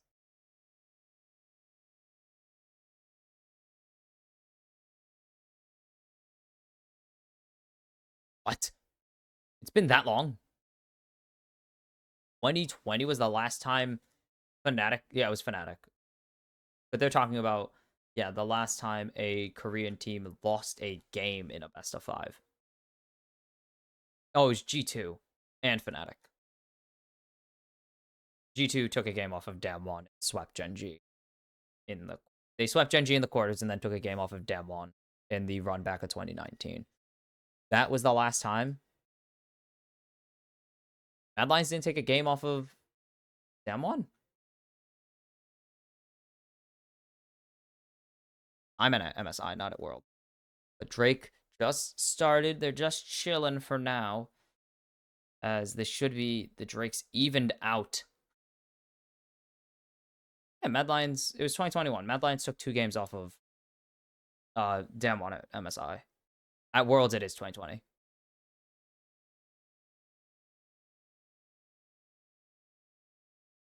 Yeah, dig through these.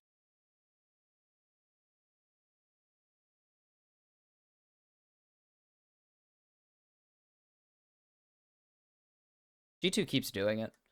G2 usually wins. I mean, earlier this year, North America took a game off of T1.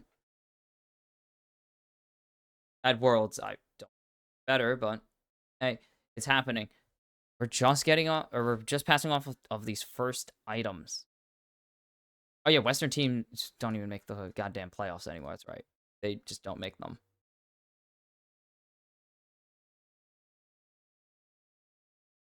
As Quad going to jump in onto Chovy. The Impale is only going to hit onto Quad, who can just get out of it. As there's the showstopper coming in. Keen going to lay down the ulti. And Quad is burning down. And Quad will fall. First blood to Chovy.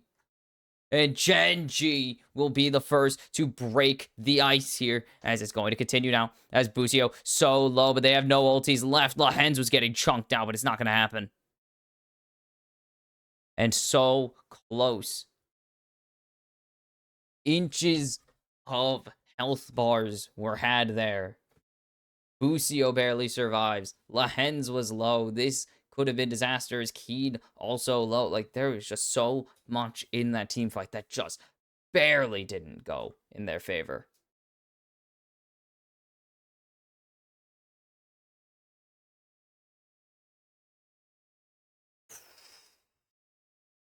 Now, FlyQuest down. Actually, dead even. They did have a slight gold lead somehow.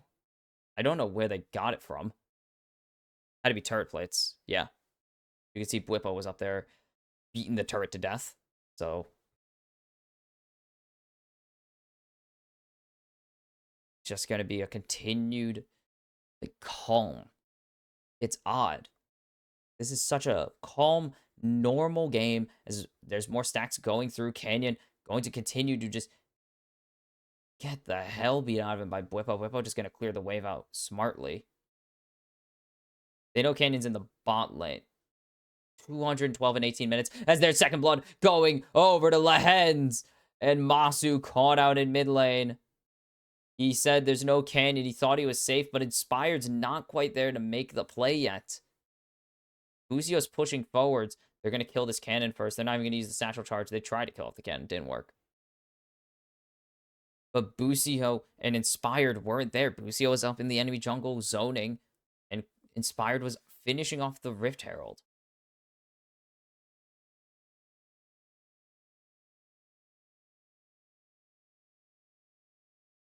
Wow. 20 minutes going to finish it off. Is that it? Is that the upgrade already? He needs 1 CS, it seems.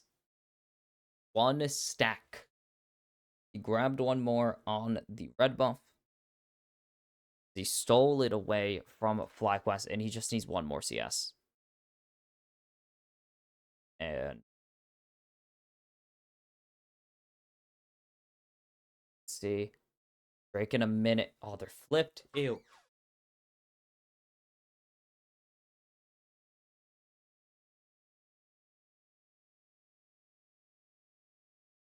And there it is. 19 minutes, 50 seconds to the 225 stacks. The execute is online now at 5%. Or is it 5%? I could just.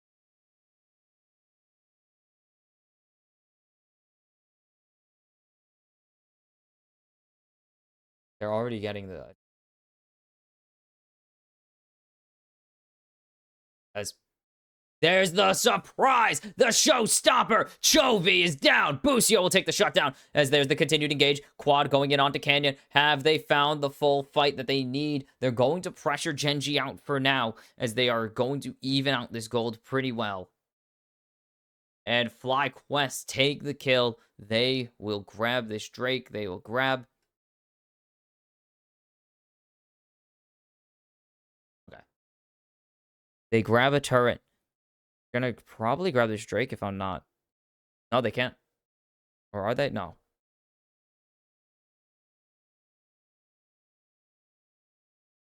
6.5%. Okay. Keen grabs this turret in the top side. The Drake is alive. It's a Chemtech Drake, obviously, as it is a soul. Chemtech. A soul of Chemtech, which sounds like an item in Skyrim. Okay, maybe not tech. No. But whatever. You know what I mean. Shush. But surprised. He's so scared. He's the scaredest little dragon. And that means that Inspired bought enough time for this engage to continue. And it's just small margins. Again, small margins in these games. Chovy will just keep stacking up just for benefit. Really going to pass 225 doesn't really matter anymore because it doesn't scale your execute. It only scales your damage with your spells, which is still not. What? Hold on. This is huge.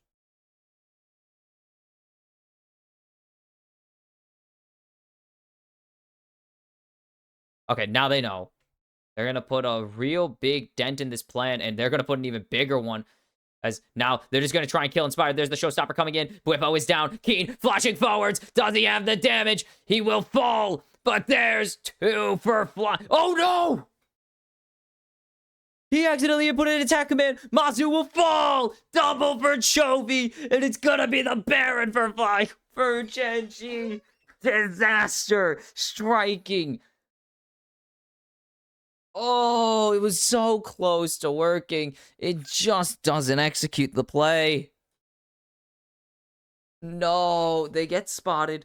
They have to turn, but they already have Keen on top of them.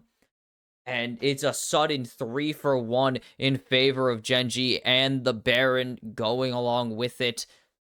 Just so sudden.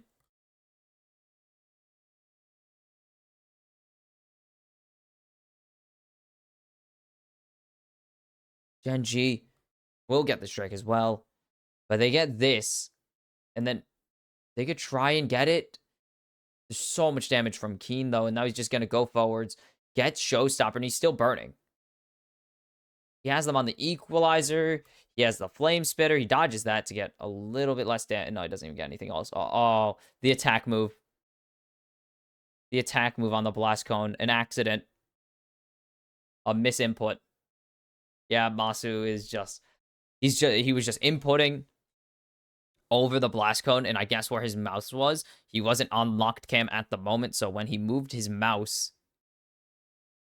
to continue after the flash, he hits the Blast Cone and goes back over the wall, and it's not looking good. Misinputs aplenty from both sides in this one, and it's starting to be it's starting to be game ending as bot inhib will fall at the hands of Gen.G. They'll grab this top turret to at least put some pressure on the Gen.G base. But the start of the downfall here in this series is already a bit heavy. 4,000 gold behind at the moment. Or a bit over 3,000 gold behind, I guess is the correct way to put it. As Gen.G are going to get spotted there. And it is just one bad team fight away now. One bad fight is all it will take for Gen.G to deny any upset. But there's Keen getting locked down. Do they have the damage to finish him off? They do. Quad's going to pick up the kill, and that's going to be a lot of gold back in the pocket of FlyQuest. And it's the beginning of something. They need to keep this going. Baron buff for 30 more seconds. Should just be nothing left, really, for them to do with this Baron buff. Yasuo. I was very confused. I was like, wait, there's a Yasuo here? Are they going to lock down Canyon? He's all alone in his top side, and Quad doing so much damage right now as Busio going to go in. They think they found him. They're going to try and lock him down. The stun comes through. Lahens is here as there's the Impale. Chovy following it up. They've locked down Quad. Quad is gone. He's taken out back by the Dragon Child. Busio, it's a double kill now for Chovy, and Blippo is not long for this rift. Chovy gets the triple. We've said he's been underwhelming, that he hasn't shown up in this series. Well, here he is. The best mid laner in the world is saving his team's season. 6-1 on the Smolder. He is terrorizing FlyQuest right now. And the dream is slowly becoming a nightmare. It is slowly revealing itself as an illusion. No way. He's going to get caught. And there's Masu. He's going to get locked down. Keen has the damage. Chovy has the damage. It's going to be Keen picking up his second of the game. And FlyQuest, it went from so close to so damn far away so quickly. As the teleport coming in from Chovy, he's just going to have to instantly flash there, but he's looking at Busio, and that's so much damage right there. They teleport on their heads. The Dragon Child just flashes behind Busio and starts lighting him up. And now this mid turret under threat, and it will be completely gone. And the inhib is going to survive, as there's a big equalizer, but it's only onto Blippo. They can't really do much with it. Busio getting chunked out there, even through the Celestial opposition.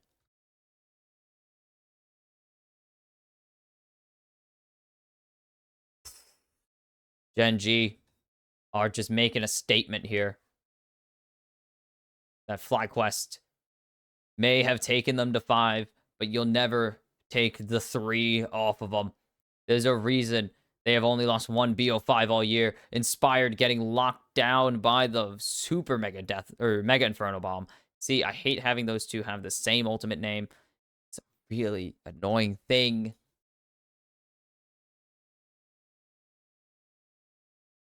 And the Baron play turning into a nightmare is what matters. It could have been.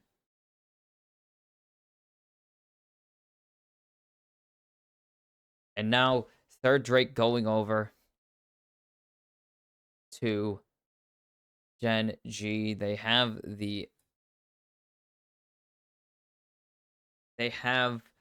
their Baron opportunity now as FlyQuest don't know where they are.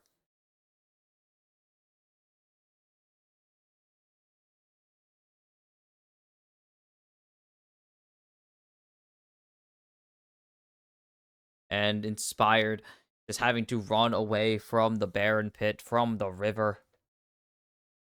As there's the actual...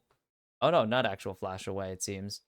That was a clone as Busio is going to jump in onto Canyon. This is FlyQuest's last chance. Bwipo is getting burned down right now. He's going to do half of Keen's health bar as Masu's already so low. Inspired comes over the wall. He's only hitting Canyon as Quad is low. The redemption is huge. Chovy has taken out Busio. Bwipo's looking for something in the backlines, but it's already Masu down as well. Inspired is going to get drilled and mined.